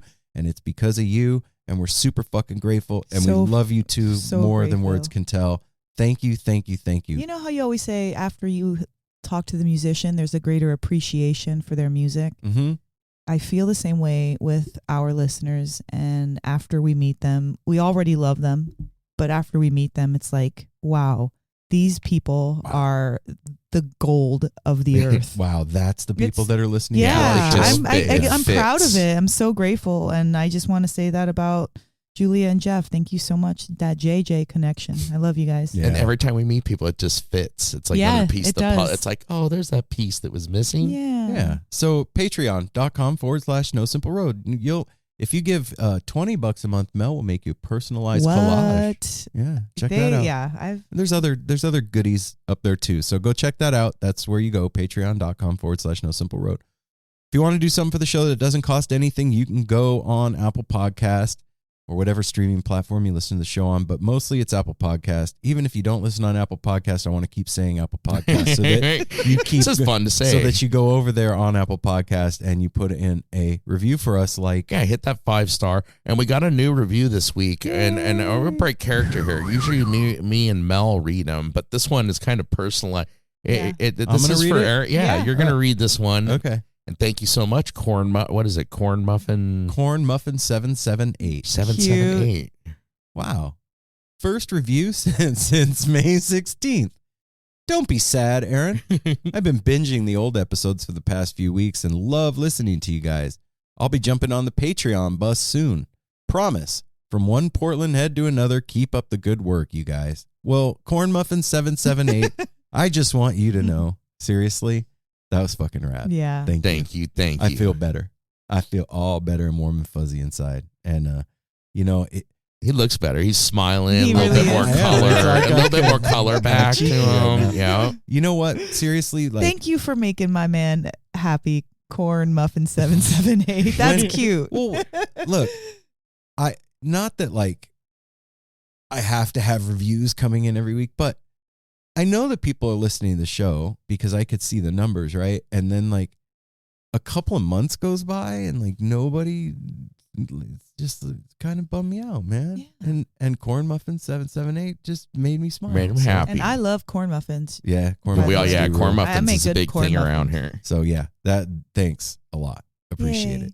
And you too can make me smile if you want to. And you're a Portland head too, so that makes us even happier. Right up here in our area, our neck of the woods. Yeah, I think you meant Portland. Yeah, sometimes it's Portland, Maine, but I'm pretty sure you meant Portland, Oregon. Yeah. So yeah, you too can do that. Just go on Apple Podcast. I said it again, and leave a 5-star review, and then everything will be rosy and peachy keen. In my head when that happens, like in the movies when the fireworks go off and the yeah, that's what's going on. That's what happens in my head. When I was wondering review. what that noise was. Yep. Oh, exactly. I've never heard that. No, it's inside. It's inside. Only if I open my mouth can you hear it. Yeah. Yeah, it's kind of echoey. And then the other thing you can do that's super fun, it doesn't cost a dime, which is another one of our favorite things that makes us so happy, is call into our tepid line. That's right. Yeah, 915. In case you didn't hear that, it's 971-808-1524. 1524. Yep, 1524. 1524. That was subliminal. That's where you can call. Aaron's throwing us. We're like looking at Aaron like he's possessed. But call in. That's where you can call in and leave us trip reports. You can basically do anything. Concert reviews, no, whatever you want to disappear. do. Field they can't report turn into from candy. Eli. You have no imagination. They don't become teddy Don't listen bears. to Aaron. You can turn into candy and disappear. Do whatever you want to do, and you can do it on the tepid line. Okay. I mean, Eli Paw, thank you so much for that field. Report last week. It was. I listened to the whole thing today after the interview, and I was almost in tears, but I didn't get teary.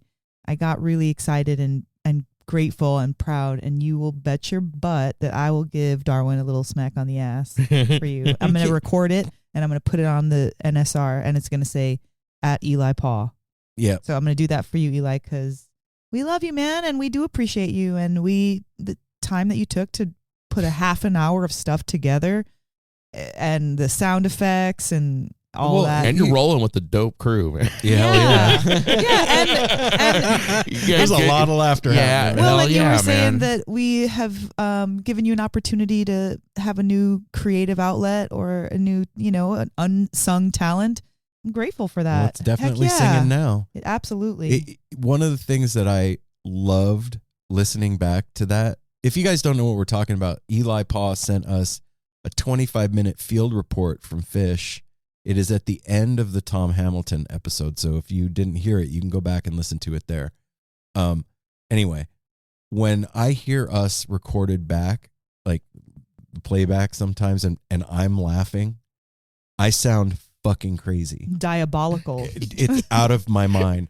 And when I listen to that field report, there's a couple of people that closely match my level of insanity when they're laughing. And I want to hang out with those people, whoever they are. Because whoever they are and if we all got together and got super lit and started laughing, nobody else would be able to hang out. Diabolical and maniacal. Weird. It'd be like a meeting of a bunch of supervillains. So that's always fun. Yeah. It'd be awesome. You're scaring the children. So what? Get the kids out of here. They ain't supposed to be here anyway. All right. So yeah, we're gonna not do the further ado thing. Are we done with the business? Yeah. Yeah. We did. I didn't get the Mom's tepid approval line. yet. We did the tepid line. We did Patreon. We did tarot reading. We did all of our commercials, and the only thing we didn't say is without further ado. All right, we love you guys. We're gonna get you to the stuff now. So first is Eggy, then Dogs in a Pile, then James Casey, then us. I love you guys. Check. What's up, everybody? Check. Hello. Let me know when you're ready, Matt. I'm checking mine. Everybody look at Matt. Hi, Matt. Hi, Matt. Just push the go live button. We're good? Okay, let's try that again. Hey, what's up, everybody? How's it going? So, for those of you that don't already know, we are No Simple Road. That's Eggy. This is Apple. I'm Apple. I'm Aaron. And I'm Mel. And we are from Portland, Oregon. And this is our first Peach Festival, man. Yesterday, we did a little thing in here with Daniel Donato. And part of what we were talking about with him was how this festival is different than any other festival that we've ever been to. We've done a lot of stuff on the West Coast, but the East Coast definitely has its charm and its vibe. You know, coming from the West Coast, we always hear like East Coasters are rude and like standoffish and whatever.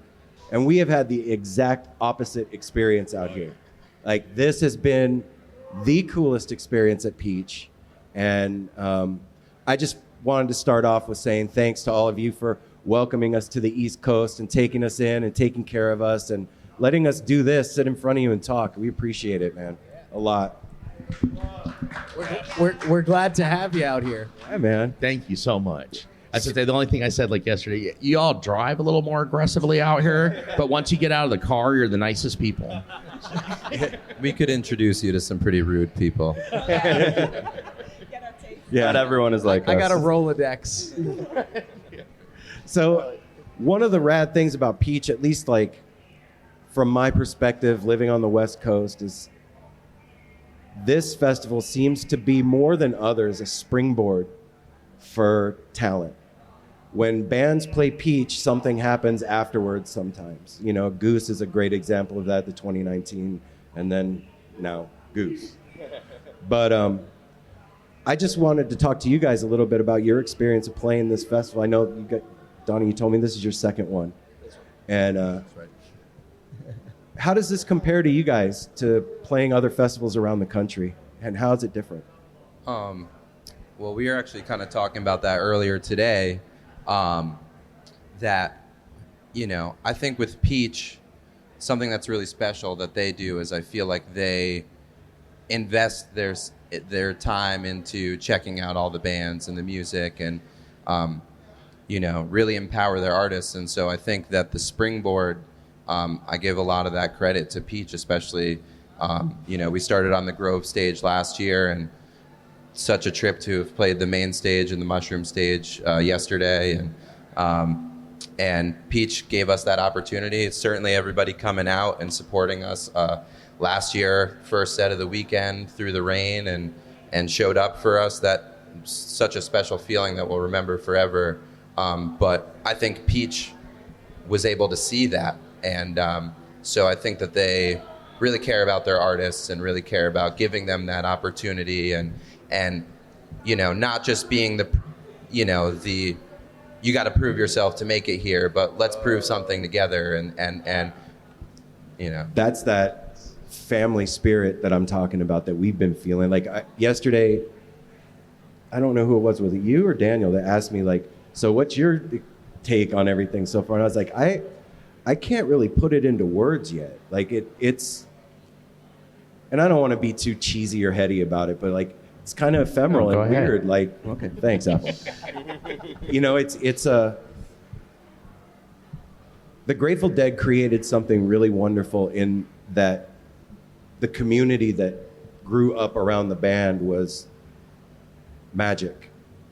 And a lot of people here come from that world, or are kids of people that came from that world. And I think that's the thing that I'm picking up on now, like day 3. I'm like, that's the special sauce, is that Grateful Dead family vibe that's here. And what you just said about, like, you don't have to prove yourself to get here. Even if you already did prove yourself, that's not the reason that you're here. It's like, let's create something beautiful together. Totally. And that's when you put that kind of energy into something and then just like set it to go, all potential is contained in that. And then that thing can flower and grow and become beautiful. Yeah, the artists feel that, the attendees feel that. And I mean, we went to Peach, 2014, our first time, just to come to the festival, and felt that, our first time here as well. We were a little bit stubborn, being like, wow, I want to play Peach so badly now that I don't know if I can go again until we, see it from the other side, and grateful that we did. That tenacity is awesome, though. Fuck yeah. I wonder too, man, like, with that tenacity that you have like that, let me back up. So yesterday when we started, like, one of the first things I said to everybody out there was like, it may seem normal for you guys to see us up here. Like, it's no big deal. We're doing a podcast. It's part of Peach. It's part of your festival experience. But for us, this is ultimately the most surreal thing ever in the world. Like, we aren't a band. We're a podcast, which isn't normally on stage, and now we're sitting here in front of all of you. That's weird, right? But I can't even like wrap my head around what it would be like for you guys as musicians, right? To come to Peach in 2014 or whatever and be like, man, I really want to play that. That'd be really fun. And I saw you guys destroy that main stage yesterday. Yeah, you did. So what is that like? Can you talk to me a little bit about that? What that feels like, what that journey's like for you guys, just like walking out on that stage after this? And I mean, it's crazy because all of us grew up, like Jake was saying, going to these festivals. Like, I grew up in Chicago. Summer camp was like the thing for me and my friends to do. Like, we leave. It's in May. It's at the end of May. It's basically like we end school and then go straight to summer camp. Like the end of the year is like the weekend of summer camp. So like, being able to come to these things as an artist and be on the other side of it is just insane to me. Because I had never gone to Peach before this, but I wanted to so bad. And the first time was last year when we were playing, and it's just so insane to be able to like experience these events and places that I always wanted to go to, and experiencing them for the first time as an artist. It's just surreal. Yeah, I mean, I definitely felt myself when I stepped up on the main stage yesterday, you know, having to kind of like hold it back a little bit, because it was this like kind of rush of an overwhelming sensation, being like, I'm just looking out, even before there was anybody there, just looking out and just seeing this. It's like that was the biggest place that we'd ever played, is that main stage there in our history as a band. And, you know, being on the other side of that glass and seeing Tab and Tedeschi Trucks Band and the Allman Brothers in that same place in 2014 and getting my mind absolutely blown. Like, to stand up there, like, you know, you just can't help but think about all, like, the joy, but also, like, the sacrifices we've all made to get to this very moment, and that it all does get to culminate in just a big release of energy and joy together, which was, you know, it's like such a special feeling. And it's interesting, like, there is such an energy Yeah. to it, you know, besides our energy, our excitement, our, you know, anticipation for playing. There is a certain energy that does stay on a stage, you know, to be sharing a stage with the likes of Trey and the Allman Brothers and all these other bands. There is something to be said about just the place, you know. Yeah. It really brings something special. Well, I don't, you know, I know you wanted to. Oh, It's about you know, you, man, not us. energy, you know, you can't just, it doesn't get recreated or destroyed. It just gets transferred. And, you know, I think that with the case, like with, you know, the Peach Festival stage and many hallowed stages across the country, I mean, one that we're really looking forward to, we just recently announced a show at Levon Helm Studios, which is at the Barn. On August 5th. Can I come? Of course, we'd love to have you out. And just knowing, like, the, you know, the hours of passionate music that took place behind, you know, within those four walls, it stays right there, and you feel it every time.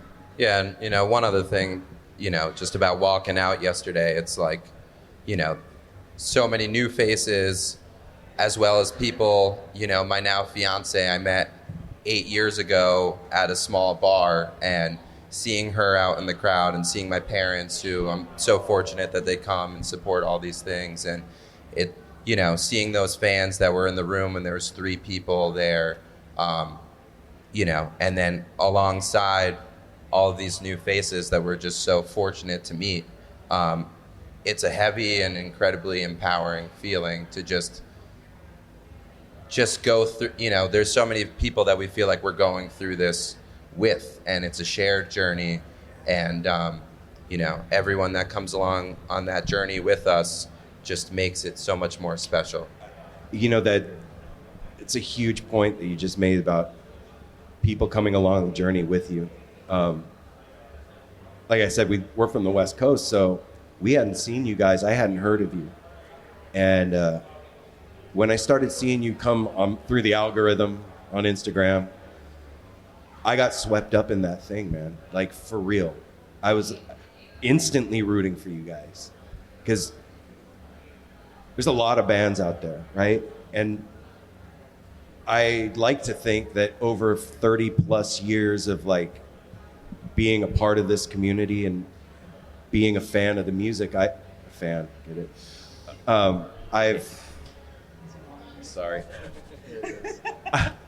gathered, like, a spidey sense when it comes to that. Like, I can feel that shit coming through the phone, man.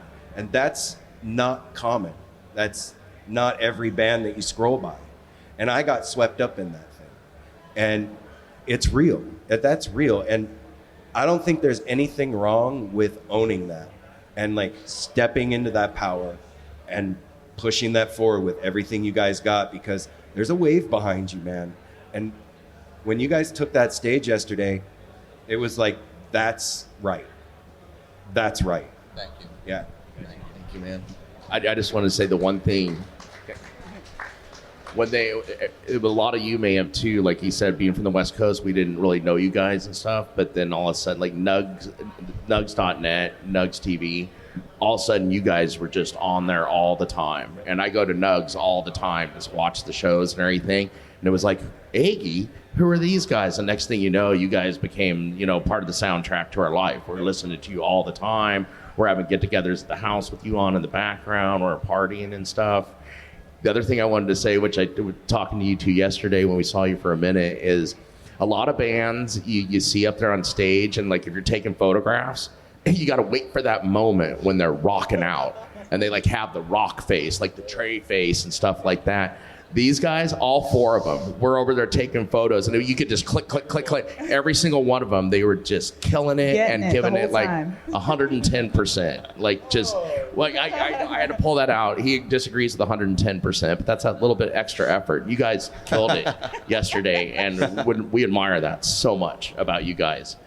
Well, one thing that's cool about festivals is the collaboration aspects. Is that people that you would never think that would sit in with each other sit in.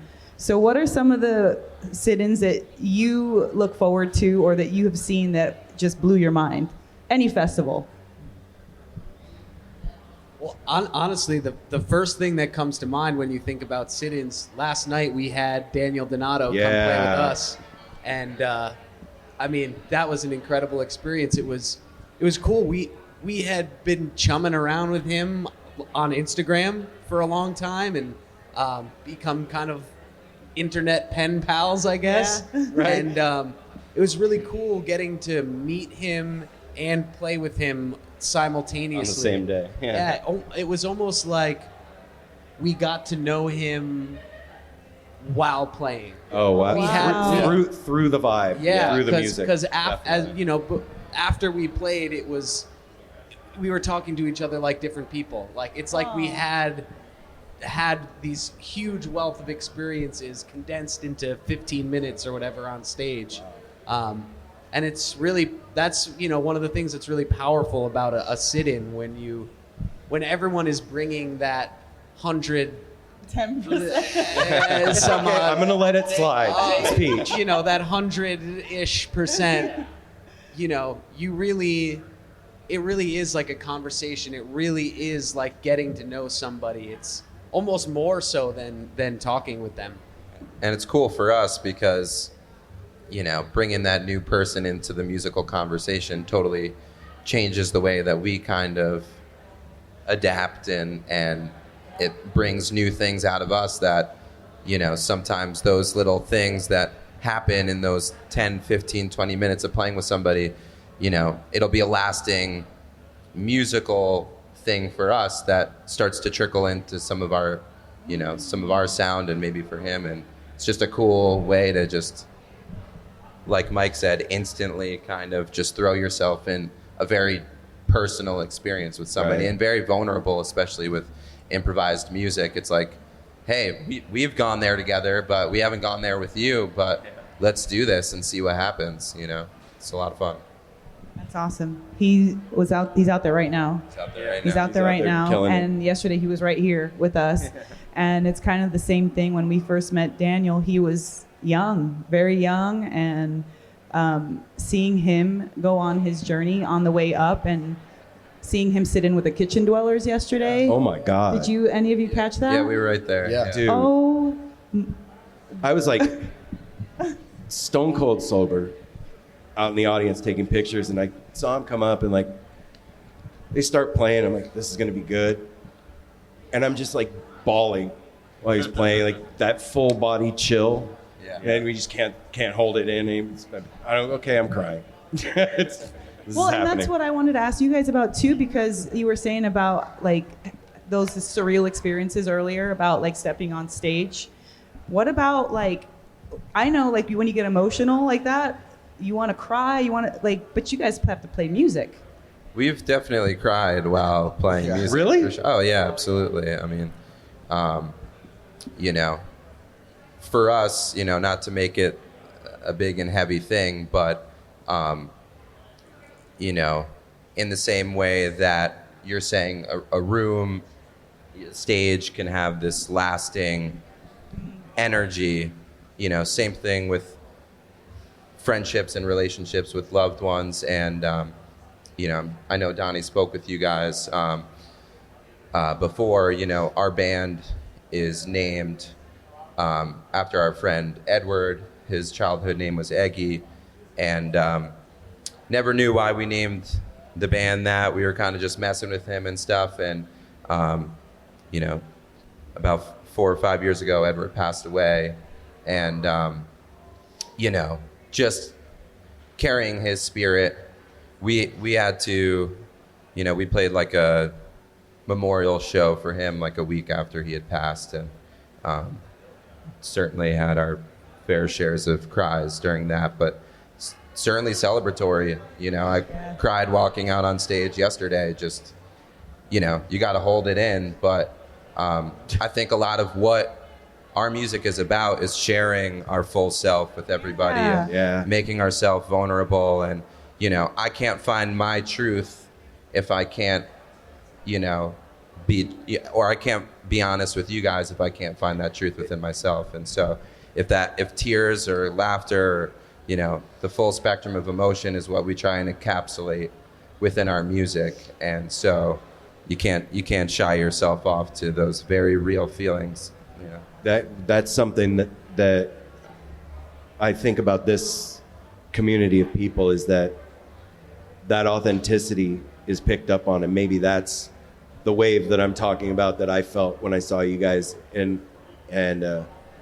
you know, if it's not genuine, it's kind of easy to spot. And I want to go back to what you said about like stages holding energy. So part of the conversation we had yesterday was like, as human beings, we have this fundamental need to gather, to have ritual in our lives, and we don't, as a modern society, ritual has been kind of removed from it. And this is a way for us to gather as a tribe and have community and have our ritual. So if you think about places like Red Rocks, take Red Rocks, for example. That was Native American hallowed ground where they would go before they were going into battle, and like the shaman would come and get up in the amphitheater and like spin the energy up and bless all the warriors that were going out. And that amphitheater was used for however long for that. And now our family is there, and the shaman is up on the stage, which is the musicians, and the warriors are out in the crowd. And that's huge, man. And that is imprinted in the silica that makes up the rock of that place. Those are crystals. They hold energy. Totally. Yeah. Although I will say, somebody told me, you know, if we're ever fortunate enough to play Red Rocks, bring the sage. You know, people are like, you know, I had an amp, 60, 70 pound amp, never was blown over from any gust of wind before. Amps on the ground, pedals don't work. What? You know, people are like, make sure that you show the love and respect for that sacred ground, right. You know. Yeah. And so yeah. I think, you know, along those lines, a place like that for us, and I think for a lot of us in our community, is like the Capitol Theater in Port Chester. 100%. That place is like a church for us. And, you know, again, bringing it back to emotions on stage, when we got to play at the Cap, I mean, I cried like a baby just looking out there, just thinking about, you know, all the people in our lives that have been there, all the you know, obviously the famous people, the Grateful Dead have played there, but, you know, countless shows we've seen. And you know, things I've listened to for years that have been there. You know, my father and uncle would see shows there when they were kids, and this, you know, so it is crazy that we do have our version of, you know, temple, so to speak. I just wanted to make a prediction. I think most people sitting here will agree we are going to be seeing them on the stage at Red Rocks. Oh yeah, it's happening. It's happening. Well, we're gonna end with you guys here in a minute, but I wanted to say a couple more things to you. Is that when you come to the West Coast, when you come to the West Coast, 100%. When you come up to the Pacific Northwest, you all have a place to stay. We got you.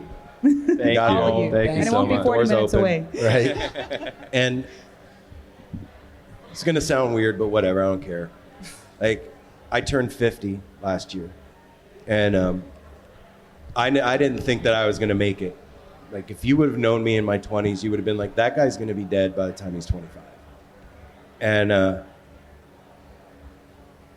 this music is one of the, besides Melanie, is the other thing that saved my life. But this music saved my life. And it means everything to me. And to see another generation coming up that has respect for the thing and understands it and is doing it, like, makes me want to cry. So just thank you guys for what you do, man. Me too, man. Yeah. Seriously, thanks for your time. Thank you for having off us. stage. This is really like one of the things that I get weepy and teary about, even when we're home on the podcast on Zoom. These guys just took an hour, 2 hours out of their time to set up their computer, go through the Zoom and talk to us when you could be practicing, traveling, doing whatever. And to me, that I'm so grateful for that. And I'll never not be grateful for that, for you guys doing that and taking time. So and letting everybody Thank you know all for being here. Yeah, thank Everybody you so give it up for much. Eggy. Eggy in the house. Give it up for No Simple Road.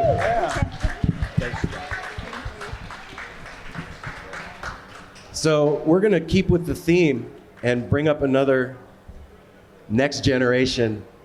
Yeah. Jimmy, why don't you come up? Yeah, Jimmy. Yeah. I didn't know you were going to have us up just to cry. I know. I neither. I love it.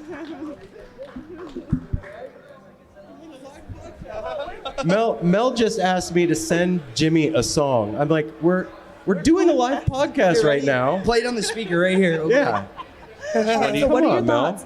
She wanted you to sing Did you Atomic forget Dog. where we were? No. I'm glad Got you're comfortable on excited. stage. I'll give you a play-by-play how I'm liking the song. Wow. Well, everybody, if you don't already know, this is Jim Law from Dogs in a Pile. Everybody give it up for him. Yeah. Thank you, guys. We will have Sam shortly. Sam can just come on in when he's ready. Yeah. He's coming. I'm sure he's Yeah. stumbling on in. My dude. So, Jimmy, how's your festival been so far, man? How's Yeah. Peach treating you? Well, I'll be honest with you. A couple of us went to Dead & Company yesterday at Bethel Woods, and then we decided to come here, and it's just a huge weekend, you know. But I just got here about an hour ago and ate some food, and I'm just getting warmed up. I'm ready to hang out. How was the show? Oh, dude, Dead & Co. is just on top of it right now.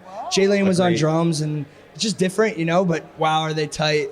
Yeah. It's just so great to see them still with some steam in the engine, you know? Dude, we were talking about it the other day, and like, that whole thing is an engine for turning people on. Yay, welcome Sam. Sam. There he is. What's up, buddy? Yeah. What's up, guys? Bro. Come on. Yeah. So this is another instance of like internet pen pals meeting in real life. That's right. These You guys, saw it here first. yeah, you guys have been on the show twice, right? Yes. Yeah. Yep. Yes. So they've been on No Simple Road twice, and we just fell in love with these guys, man. And They're very we've lovable. never met in real life, so I appreciate you guys giving us a second to get our hugs in and say hi. But yeah, anyway, back to Dead & Company. So it's this like, there's a lot of people that talk shit. Yeah. You know what I mean? And it is what it And is. Aaron's one of them. I'm guilty. I'm guilty at times too. He sometimes does. Yeah. But I really started seeing it in a new light in this tour, man, because there's so many young dudes that are coming in and they're learning the music through Dead & Company. Right. And it's beautiful. It's really beautiful, man. And I would think that happening can only help you guys, right? So are you only seeing hope. like an infusion of these people that have been going and seeing Dead & Company coming to your guys' shows too? Well, it's cool because I'm sorry, Sam, but I think it's cool because like a lot of the Dead & Co. fans that are going now are a lot of kids like our age and even younger, and they're seeing what their parents did their whole life, you know, and they're like, wow, that looks fun. And then they go and they're like, wow, the music's good too. and then they wind up realizing that it's a whole vibe rather than just the music and the whole community. And then it's just like, it goes throughout in your whole life feeling, you know? Yeah, absolutely. And Dead and Company was like one of the first bands I started seeing that really got me to like, you know, be like, oh my God, this scene is amazing. This is what we want to do. This is the scene we want to be in. What was the music you were listening to before? I mean, I got into the Grateful Dead when I was young, probably like 13 or 14. But before that, like, I loved alternative rock, indie rock. I still love that stuff. But I love Beck. Beck was my all-time favorite before. Shout out Can't Beck. go wrong with Beck. Yeah, I was kind of a little different for me, but my dad's right there, Big Jim. Whoa! What's up, man? Good job, Dad. Good job. So I could say he's the reason I'm sitting in this chair today. he started taking me to see, Bob Weir and Phil Lesh in their Offspring bands after the Dead since I was 4 years old in 2003. He was taking me to everything, and that's all I've ever known. Wow. Jimmy's like, my first show was Cornell, 77. Yeah, right. I'm only 22. I saw Jerry. No, I didn't. I did not. I did not see Jerry. Hey, man, you know what? As a dad, I can't even imagine how proud you are. Like, come on, man. That's usually one of the first things I ask when we talk to the younger bands. Like, what do your parents think about this? What, you're dedicating your entire life, but clearly your dad knows what that lifestyle is. Exactly. Smiling, happy, beaming over there. Yeah, all of It's our incredible. parents are super supportive. Aww. My dad, it took actually him a little bit of time to get on board with it because he was like, when are you going to get a real job? Blah, blah, blah. And then, but then when he sees how busy we are the last couple of years, he's like, he stopped giving me shit, basically. And it's like, like I'm working our asses. He's like, can I borrow $100? Yeah, exactly. That's one thing I love is like you guys being younger, this generation, they have more support because you're like our age. I'm 53. Like we grew up in that. It's like, you better get a day job. And now, like so many young artists we talk to, their parents are so behind them.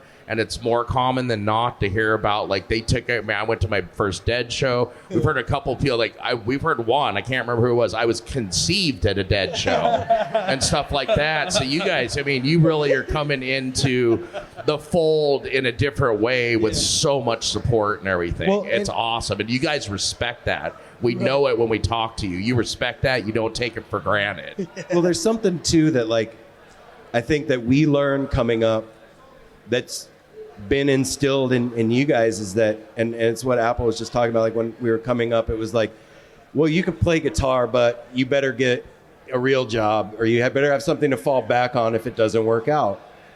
And I think that we learned that's the wrong way to approach anything. If you're going to play guitar and give yourself nothing to fall back on, so you have to go all in and do the thing. If you have something to fall back on, what's the point? I'll play around the campfire at parties or whatever. But if you know that you're not going to pay your rent, now you're practicing in a whole different way. In a whole different, for a whole other reason. Yeah. But for you guys, man,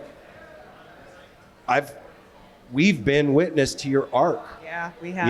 It's been great. Taking stage at the Cap, it's not little. It's that's a huge deal. Like we were just talking to Eggy and that's tears walking out on that thing. And I just literally. I just love hearing about those first experiences. So can you talk to me a little bit about that? So I was literally telling Jim, I like trying to treat every show as like the same show, like just for my own mental sake. But so I was doing that for the Cap, and it's like normal show, then we get up on stage, we see all of our best friends, like hundreds of our best friends right in the front. And I was literally on the verge of tears. I was so happy. It was it was insane. And I was like, okay, I can't just treat this like a normal show anymore. So how did you feel the show went based on all that emotion? Oh my God, and all of that? I thought it was one of our best ever, probably. Yeah, it definitely came through in the best way possible. The energy that we felt from the crowd came through in reverse, you know what I mean? And it definitely felt like it was just awesome. It felt great. How many peaches have you guys been How many to? peaches does it take? It's actually funny because all of our first peach was 2019, right? Last year. Oh yeah, so the last peach, and we were all there, the whole band. None of us had been here, and we all came here, and we actually stumbled into the Dopapod set. And it was all our first Dopapod show, and we all 5 of us at once fell in love with Dopapod, like head over heels. Like all of us were like the whole set. I feel like I remember us talking about this. You were the ones that told us that. I think we brought it up in the last podcast. Yeah. And like till this day, that just like inspired the hell out of us. Yeah, we were listening to their set from last year all week. Oh yeah. Right? Yep. So, one of the things that we've been talking about with the artists that we're sitting down with this weekend is like what makes Peach special. This is a 10th anniversary, right? That's a big deal. That's a huge deal for anything. If you do anything for 10 years, good on you, besides smoking or something, you know? But it's a big deal. That's not a little thing. And also, just stop for just a second. Step out of your festival experience and think about what it takes to do this shit. This is gnarly what's going on right now. This is basically putting up a city and infrastructure in a few weeks and then taking it down. All so that we can all trip and have a good time. It's facts. But to do it for 10 years and to get better at it every year is commendable, right? And there is something very special about Peach. So the artists that we've been sitting down with this week, we've been asking them, like, from your perception, what's different about Peach than other festivals? Because you guys, you get to see a lot of different venues, a lot of different energy, a lot of different crowds, a lot of different soup. Yeah. So how does this differ or compare? Well, I guess more specifically for us, I think we're all kind of local. You know, we're in Jersey, so I think the fact that most people that have been watching us, at least I've been playing. Like Peach is their favorite festival. All of our friends, everybody that's from our hometown comes here, and everybody who's seen us play since like the beginning and since we were really young, all are here. So it's like a family reunion. Here's all of our homies right here. Yep. Yeah, Jersey love right there. Yep. There we go. Represent. Yeah, it just feels like home away from home. So it's awesome. Yeah, I mean, I think these guys have been seeing us for over 3 years, probably. Yeah, definitely. Yep, and they're family now. They're screwed now. I love it. But so I think one of the things that's really important to me about Peach is like I got here on Thursday and I'm camping. I camped last night or both nights. I'm gonna go back to the hotel tonight to rest up for tomorrow. But like I got to camp with our good friends from Massachusetts who I haven't seen since the last time we were in Massachusetts. And we get to hang out with all of our other friends and our other bands. Eggy's over there, Yam Yam's our good buddies. Our homie Aaron from North Carolina. Good to see him. Yeah, hell yeah.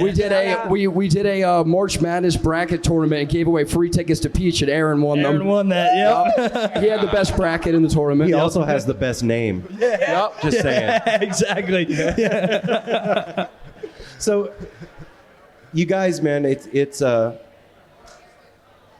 privilege for us to have a voice in the community that we are a part of.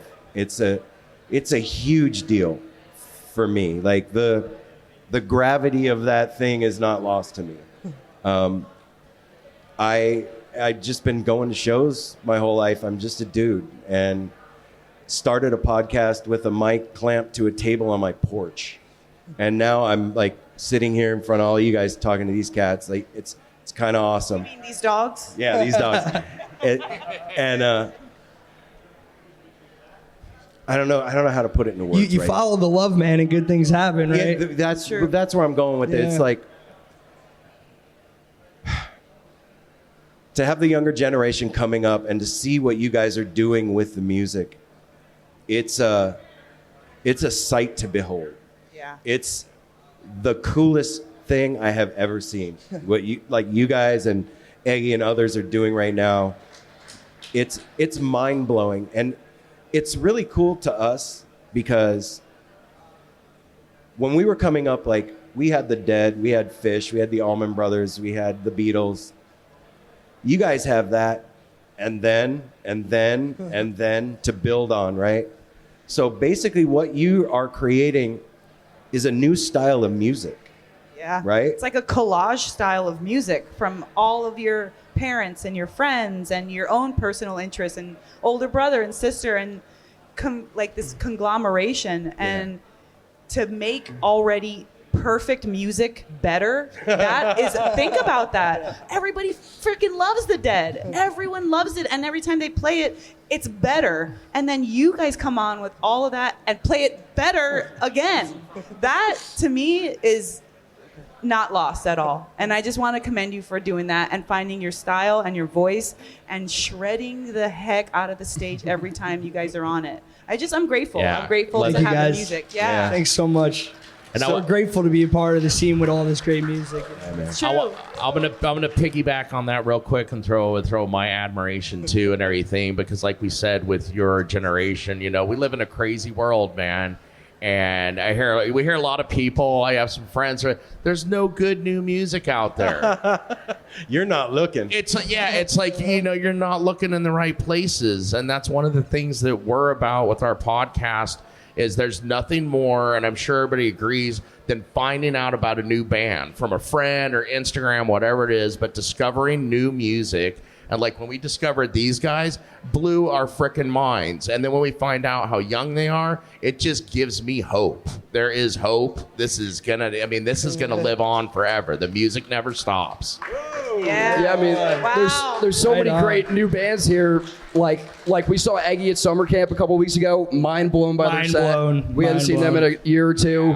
Yam Yam on Thursday night here was incredible. Also, their set at summer camp was incredible. So I love listening to new music, especially jam bands. One Time Weekend is our good buddies from Connecticut. They're going to be here 10:30 tonight on the Grove stage. There is hope. There is hope. We want to say thank you, boys, Thanks, so you much guys. for Thank you, guys. young men, boys, whatever it is. We just love you. We love what you're doing. We support you, and thanks for sharing your time with everybody. Right back at you guys. And Thank you. finally meet in person, man. Yeah. We're gonna stop for like maybe 4 minutes and reset everything, and James Casey's gonna come up and sit with us for a few minutes. Woo! Thanks again, guys. Thanks, you guys. James. Yeah. What's up, man?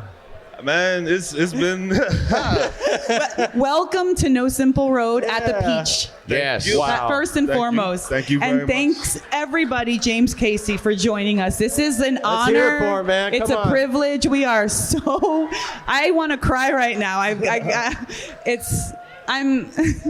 Well, Thank you. Mel's all verklempt. We're over here. I think Yeah. a lot of us are here to see a lot of things this weekend, but to see Tab take the stage tonight and do what they do, and see this man do what he does, and get the opportunity to sit down with you for a few moments before you guys blow that stage up is a supreme honor. Thank you so much, James. I'm just glad to be here. Thank you all for asking me to come talk. I don't know what we're going to talk about, but let's go. We don't know either. I'm with it. Guess what? Look. No, James, man, I just, one of the things about No Simple Road is, and I said this yesterday, I think it was yesterday, we have been accused of being gushy and unprofessional. Yes, in the past we have. So I am going to And be we own gushy and unprofessional, true to No Simple Road form. When I saw you play Red Rocks with Billy and the Kids, There's nothing else to say about that. Sorry. You're crying, man. No. You're crying. I'm not going to cry. When I saw that happen, I've been seeing Grateful Dead music since I was 18 years old. I'm 50. That was the baddest shit I've ever seen. Yes. Thank you very Straight much. up. Yes. Thank you very much. Really appreciate that. The energy that was coming from you during that show came through my TV and had me floored, brother. Like completely floored. And that's, well, it's less uncommon than I would say, but it's not very common. And I'm just curious. I know that this freak show isn't your scene.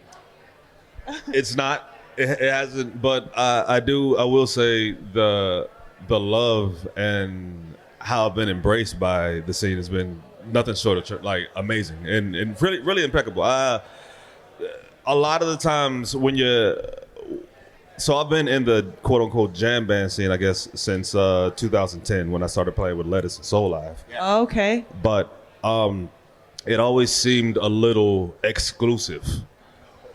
And it always seemed like the people in the scene, they don't want anybody. It's not that they don't want anybody to come in. They just like they're very protective of their music. Yeah. And so when you're coming from the outside, you just kind of feel like, well, this is cool, and I see the love that y'all have for y'all, but I don't necessarily know how I fit in. But the second I began, opening up within, the Trey's scenario, like his band, and he let us, actually be ourselves. It's been more. You all have embraced me as opposed to just the saxophone player. And then once this whole thing came back with the Grateful Dead, I didn't know. I was here. I love it. I didn't think that the online situation would be such that I unfairly assumed that Grateful Dead fans were a bit older. Like that. I was like, I don't know. It's like they're a little older. They're not like, it's not gonna be like when we play and like there's no. My social media went nuts. My social media has been nuts ever since that show. Ever since the Grateful Mahalo, and it's all been like just the love and the everything that I've received from Grateful Dead fans, and I'm just like, obviously Fish fans as well, but like I didn't know. So thank you all for the love that you all are Get it up, man. putting out there. Yo, we really appreciate it, honestly. How did the Trey, for everybody that doesn't know, how did the Trey thing how'd you hook up that whole thing? I mean, that's pretty spectacular. All right, so I'm going to try to make this story pretty short. No, we could take our time. Okay. We want the good version. All right, so like I said, I started playing with Lettuce and Soul Live in 2010. My friend Sam Kenninger had to step away, so I took his place in those two groups. And we do this thing. Well, they were doing this thing at the time called Bowl Live. So at Brooklyn Bowl, every March they would play for 2 weeks straight. And I did the first one, the second one, and my third year playing with them was 2012. There was a guest for the first weekend named Jennifer Hartswick, and I had no idea who she was. I had no idea who she was. She had no idea who I was. And we actually said that at the after sound check. I was like, oh, well, she can sing. And then she's like, oh, who are you? You can play. I'm like, hey, we should know each other. That's cool. She did the first weekend of shows, and that was it. And I didn't think anything of it. That year, I went to Jazz Fest in April, in April beginning of May. And she just happened to be in the back of One Eye Jacks. Lettuce was playing, or like I don't even. It might have been a Dr. Claus show or one of those associated bands. And she was in the backstage. Her and Natalie, who I didn't know at the time. Oh my gosh! And I met them, and I was joking with Jennifer. I was like, "Hey, like this is going to be the year James Casey getting gigs because I needed some work." I was like, "Get some." She's like, I actually recommended you for something. We'll see what happens. I'm like, cool, great. Didn't think anything of it. From this point, I left New York. I moved to Arizona with my dad and my mom just to just to basically see what I was going to end up doing within this music industry. Because I mean, I seemed like I was at a crossroads at the time. Was I going to do the artist route? Was I going to continue to stay in New York? Was I going to move to LA production? What was I going to do? Yeah. Then I got a phone call from some dude named Trey. And he left a message. I was asleep. He called. He left a message. And I listened to the message, and I went back to sleep because I don't know who Fish is. I don't know who Trey is. I've known someone hits you up, say, I have a band called Fish. Cool. Good, whatever. Good job. Like, I don't. How old were you at this point? How old was I? Yeah. This was in 2012, so 29. Okay. I'm just trying to get the, Yeah, okay. So to get a little bit more perspective, I come from the gospel realm. So I started playing drums in church when I was 2 or 3. And gospel into R&B, into hip hop, into all of that. That's where I come from. And so I didn't know anything about this stuff. Yeah. At all. Yeah, I'm with you. Like that was my background you're too. You're talking Mel's language right now. Yes. Yeah. So I follow. Exactly. So when they're like, "Yo, you want to, do this gig?" I didn't know. I called up Kraz later. Once I woke up, I was like, "Yo, bro, some dude named Trey called me, and I don't know who this is. He's like, yo, hang up the phone right now. Call him back, say yes, whatever it is, hang it up, then call me back. Because he got so excited. And I was like, okay, all right, I'll call him back. And that's what happened. Wow. Okay. Wow. So, coming from the gospel world and getting on the stage with Trey and Jen and Natalie and the whole bunch, to me, it's kind of the same animal, kind of. Are you having that kind of experience up there? Because I know we're having it out here. That's what you're saying. Yeah. I would say for me, playing is always going to be a spiritual experience. Wherever you like, I don't want to speak to whatever anyone else speaks to themselves as spiritual. Whatever you feel spiritual is for you. But for me, playing music is always going to be, it's just me, between me and, whatever you want to consider something bigger than you. Yes. Word. So for me, that's what it is for me. So yeah, you are there. So, yeah, absolutely, every time. Yeah. Yep. Yeah. Wow. It's kind of cool to hear the story though, man. Like, and to see the pieces like being moved on the chessboard, and we have no idea what's happening in our lives. A phone call changes your life. Can change your life. Oh, but that's the thing. There's because of what I do and because of the way my life has gone, I can easily see how it could have gone had I not taken that phone call, or had I not done this, had I not gone here, had I not done that. Like, this is probably something that you were going to get into it later, but the phone call that I got from Bill Kreuzman's camp, I could have easily just been like, some dude named Bill again. Some dude named Bill once. Like I'm in Hawaii. I get a text message. Hey, you want to play some gigs in front of with people? I'm like, what? Who texted me this? Yeah. Oh my gosh. Yeah, but talk about leveling up. Yeah, there are levels, but it's the same thing. Like, I didn't know it was going to be this, and I said yes because of other people around me. They're like, yo, you might not understand this, but we understand what's going on, so maybe you should probably do this. It might be good for you overall. So when I got that phone call from Bill and his camp, I called O'Til, who I've known since that first bowl live. Right. I was like, yo, bro, who's this and what's going on? He's like, he literally, we talked for hours before I called and said yes, because I don't know. But we literally talked for a few hours, and he assured me that this is going to be something that is musically great for you. It will hit you musically more than anything else. Because all the other shit, like the money, the fame, any of that really doesn't mean anything to me, and it never has. Because music has been the forefront of my life since I was a child. Yeah. So all this other stuff that come with it is beautiful, but if the music doesn't hit, it doesn't work for me. Right. So talking to O'Til helped me to see it in a way that it musically fit, and it musically, got me into a place of really understanding where he was coming from, which made everything work, and that's why it came across that way. Yeah. Do you think that listening to these stories now and everything, I'm just curious. I mean, I'm sure it has, but from your perspective, has that you had a chance to playing with Trey Kreutzmann, has it expanded the way you play? Absolutely. I'm a perfectionist.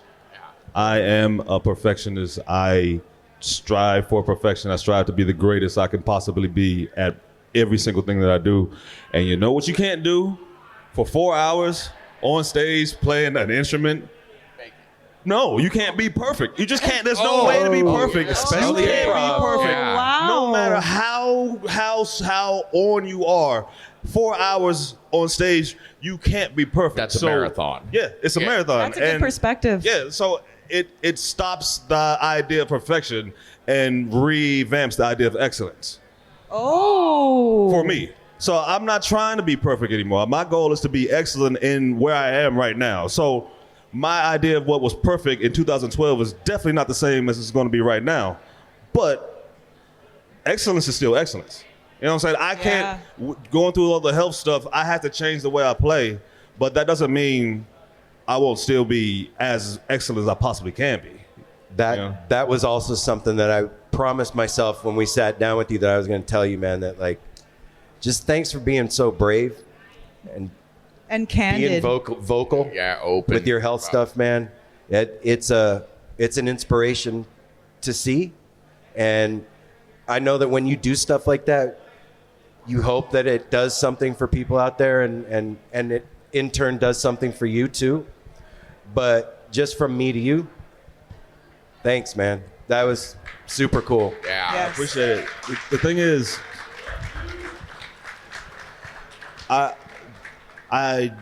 there was no, I'm not trying to do anything. I'm not trying to to promote myself or anything at all. Like, if I had no choice, if I had my choice, I wouldn't be on social media at all. I hate it. I hate the idea of it.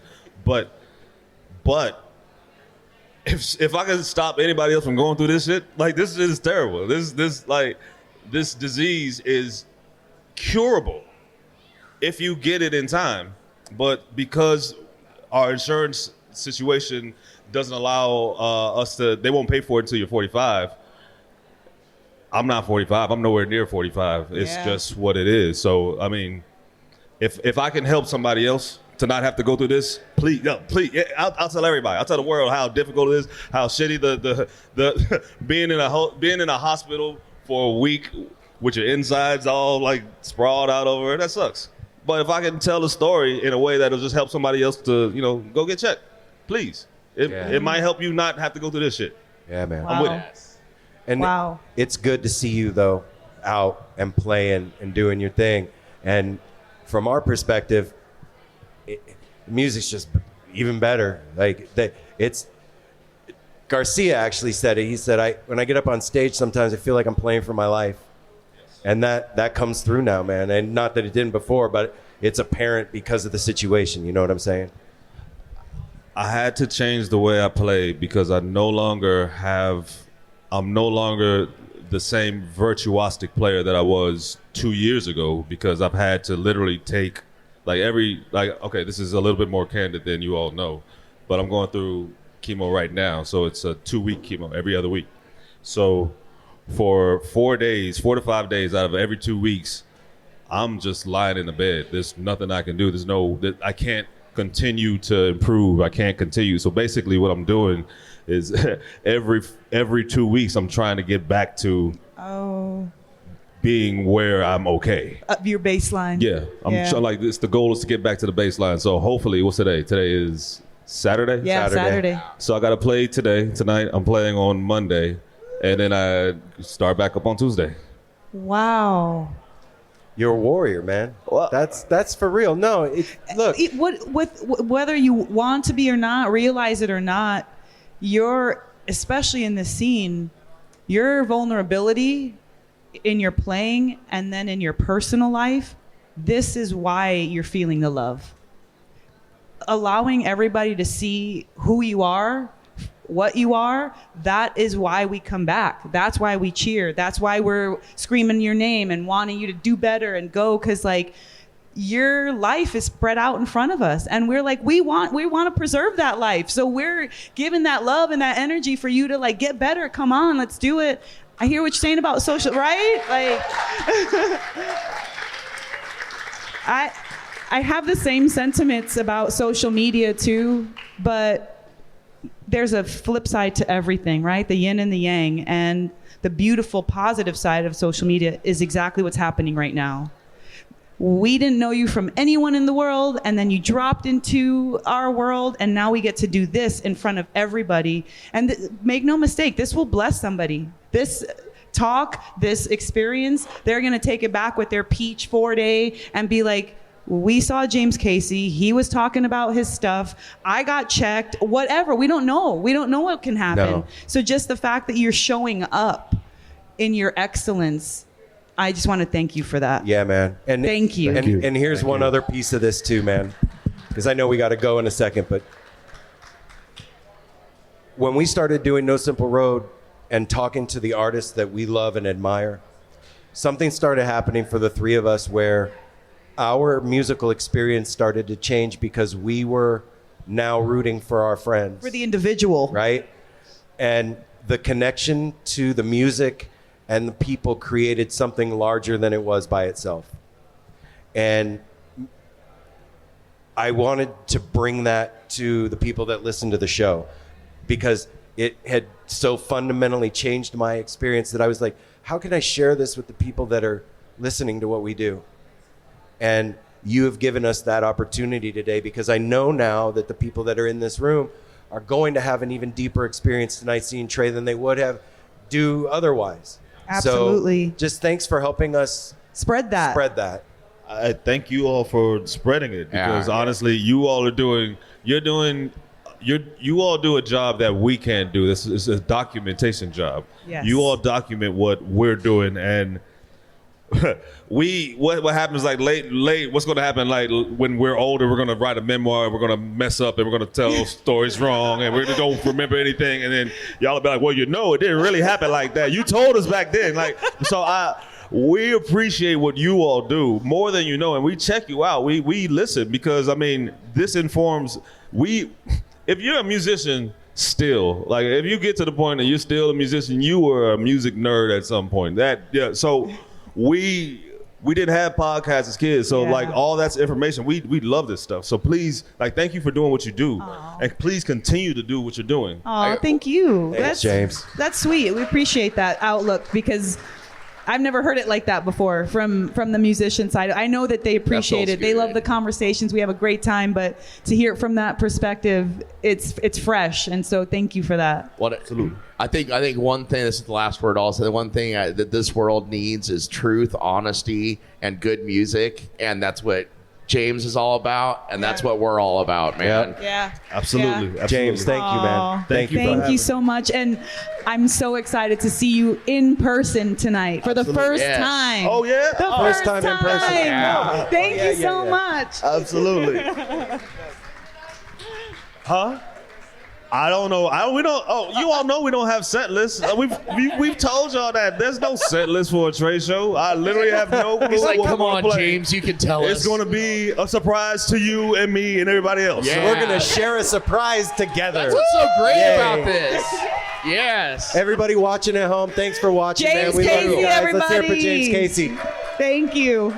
Everybody here, have a great night at Peach. It's going to be amazing. We love all you guys. We'll see you tomorrow, same time, 2:30 with Jennifer Hartswick. Define premium cannabis up here in Portland, Oregon is the #1 spot that you want to stop if you are visiting the Portland or Hillsborough area. Or if you live in the Portland That's or right. Hillsborough area. So there are 2 locations. There's one in Forest Grove, one in Hillsborough, which Apple happens to work. That's me. And he is the one that is constantly pumping out the wonderful, wonderful products that Define has. They have all the different types of cannabis that you want to consume. They have edibles. They have smokables. They have your dabs. They've got your bath stuff. They have so many things that you want to come in. You want to take your time, get outfitted for what's right for you. And then at the very end of that transaction, you can be like, hey, I listen to No Simple Road. Is that going to get anything? Why, yes, it is, ma'am. You're going to get 10% off. Have you been in before? No? Here's your free t-shirt. Do you wear a size small? Yeah, here you go. So I'm going to wear this back when I come in. Is there any other additional benefits? Yeah, that's stabby. When you tell us you're a listener and you wear the shirt, then you get 15% off your purchase. So look at that. Whoa. All the amazing products, you're going to get a discount. And when you get dressed to go back with that free t-shirt, another discount. Boom. So come to Define, Hillsborough, Forest Grove. You will not be disappointed. What is a city without its music? The legacy of the New York Philharmonic is incredible. Nearly 2 centuries of history. That's a lot of music and a lot of stories. I was sitting on stage for the very first time thinking, I can't quite believe this is happening. Join me, Jamie Bernstein, as we explore the history of the New York Philharmonic. It's the NY Phil story made in New York, a podcast about a city, its people, and their orchestra. Listen wherever you get podcasts. Can you believe it? I just got all verklempt again. I will say this. It's exciting. Verklempt. It's exciting to hear the audio from that and then come back to this. I can feel that. Yes. Like I can feel that shit. Yeah, me too. It's nuts. It's exciting. Tell me you didn't fall in love with every single person that we just interviewed right now. I know that you already know this, you guys here, but like, I love doing live shit. I love doing this here in the studio. It's like live music. This is fun. This is great. But doing this in front of an audience is my new fucking favorite. Do you remember Apple, you saying that to me? It's the exact same thing as a band. Like, this is in the studio. We love what we do in the studio and everything, but when you take it live, when it turns into live, that's what we're all about. The live music experience, the festival experience. You know, with studio albums are dope, but it's not live. No, that there's something feeling, about live. There's nothing like that. When I said that, I said that up there. It's like that the band that like we all like to see. It's like standing on the edge, taking the chance of failure. I want to do that shit from the main stage and when you on and Friday. if you do blow it, it's fucking hilarious, and it turns into more fun. And, you know, live is where it's at. Yeah. I just love how like we can't predict what happens. We know we're gonna have fun. We know we're gonna talk to amazingness, but like the emotional parts. You can't predict that. We can't be like, oh yeah, we're gonna make Eggy cry, or no, there's no way.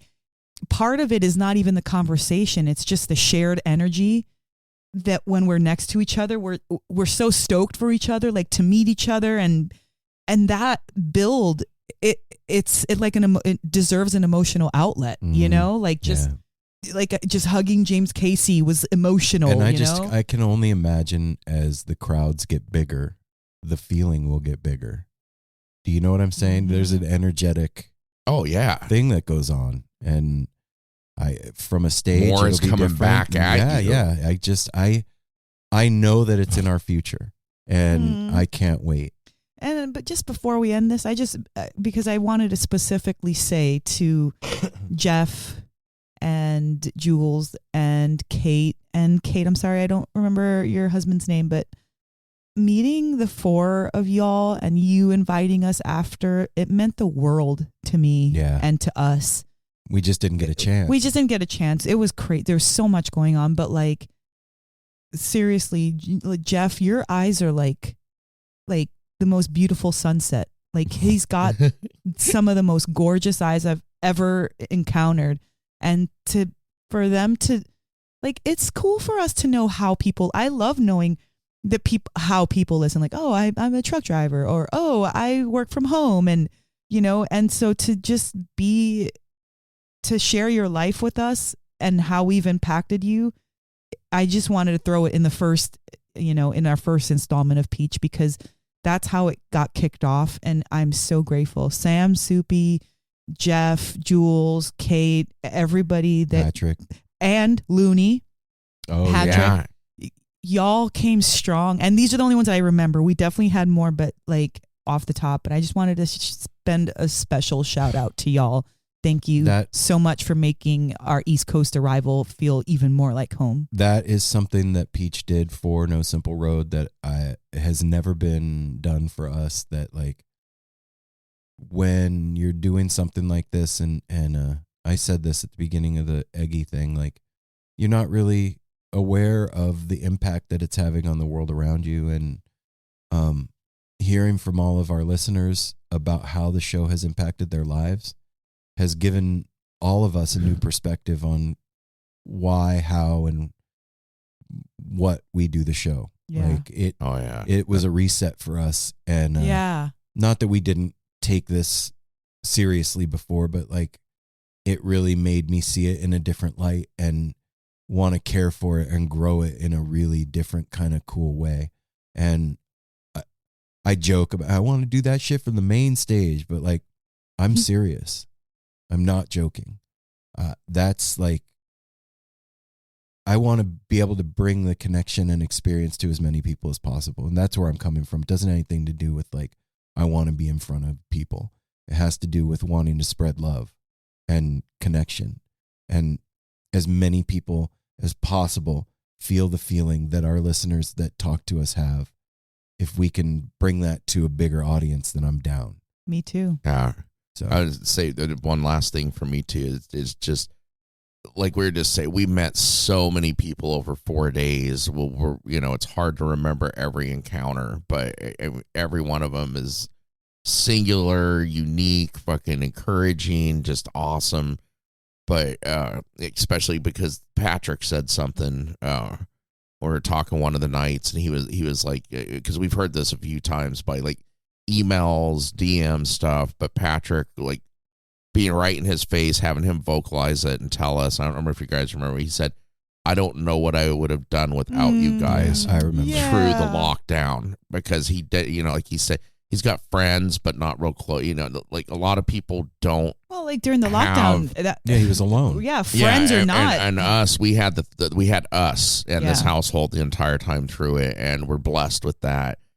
But to hear from somebody that's like we were their therapy, we were their connection, and especially from somebody so sweet and sincere like Patrick, that meant the world, dude. And you are a brother. You are awesome. Yep.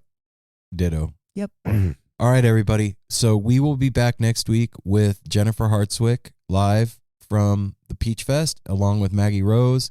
A little bit of our commentary just before Billy Strings takes the stage. Some more commentary by us. Rest of a recap and right. Yeah, we are a week away from Northwest String Summit. Can you even believe it? So we are back on the road and back at it, and from the most iconic festival in the Pacific Northwest, celebrating its 20th anniversary and the final verse. This is the last one. So we are going big, and we're going to bring you a lot of amazing stuff from there. Unfortunately, there is not good cell phone service out there, and I really wanted to do live streams from there. I'm going to try my best to see what I can finagle and work out while we're there. We'll try. But if we don't, I promise you that we will be filming every interview that we do, and it will be up on our YouTube channel, as well as we'll do a nice couple episode recap of Northwest String Summit for all of you. So, you guys, there's going to be some music. Thank you to the Peach for bringing us out. Thanks, Vin. Yes, Happy 10th anniversary, Peach. Thanks, Paulo. And everybody that helped, Steve, that took care of us out there. Oh, yeah. You guys are And the best. Ryans. Yeah. And to our Osiris crew out there, Matt.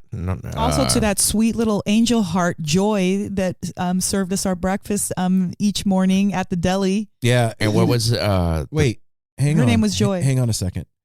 I have to say, doing stuff like this is not easy. It's a lot of work, and especially when we're on site, it's a lot.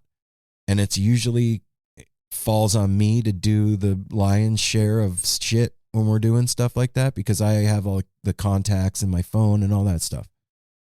Thank God for Osiris Media and Matt.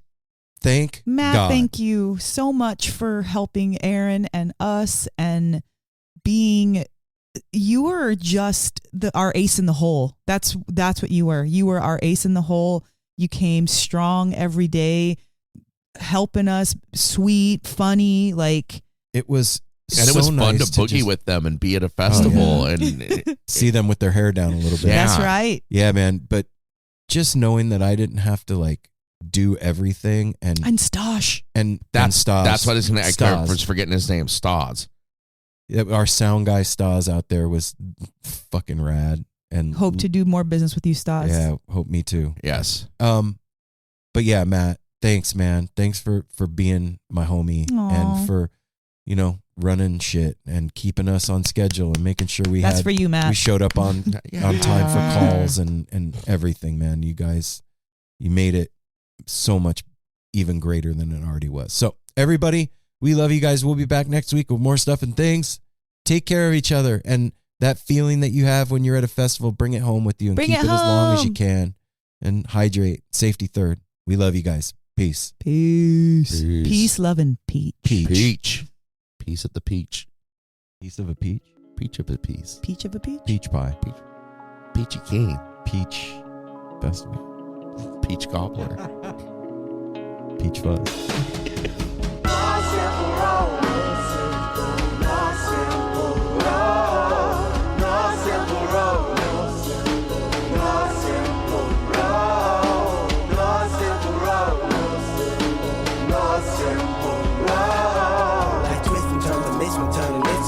wish there weren't as many problems, but it's occurred. And felonies has been deferred, and hell means been the earth, and alchemy can bring the birth, the melody of a newborn. And so persistent, so resistant, so insistent, so commitment, so resilient, or haven't you learned it? One simple road.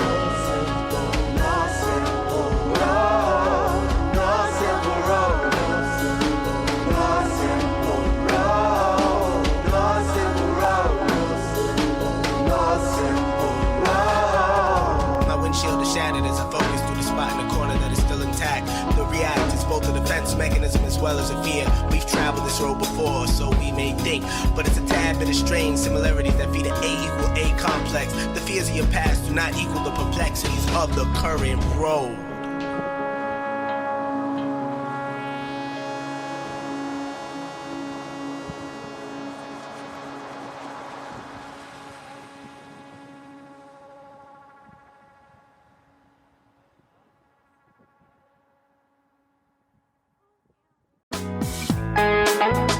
Hey listeners, I want to tell you about the April-May 2023 issue of Relics magazine. Features a Dave Matthews Band cover story with additional articles and interviews with The National, Graham Nash, Wayne Shorter, ALO, Ivan Neville, our friend Eric Krasno and Stanton Moore, Marty Stewart, and much more. Check out the latest version of Relics and subscribe now at relics.com/DMB. Thanks, Relics. Ever wonder what a punch from Elton John feels like? Or how you'd cope with having turned down the chance to be in Nirvana? Or what signal Keith Richards gives when he wants you to get the hell out of his hotel room? Fans of Too Much Effing Perspective don't have to wonder, because they've heard these exact stories and a jillion others on our podcast. I'm Alex Hoffman, former tour manager for Radiohead. And I'm musician and comedy writer Alan Keller. On the TMEP show, we get guests like Nancy Wilson from Heart, Jeremiah Freites from the Lumineers, and Modern Family's Julie Bowen to tell us things they may have only shared with their therapist, clergy, or a TMZ stringer. So join us on Too Much Effing Perspective. That's EFFING Perspective. The only podcast you crank up to 11.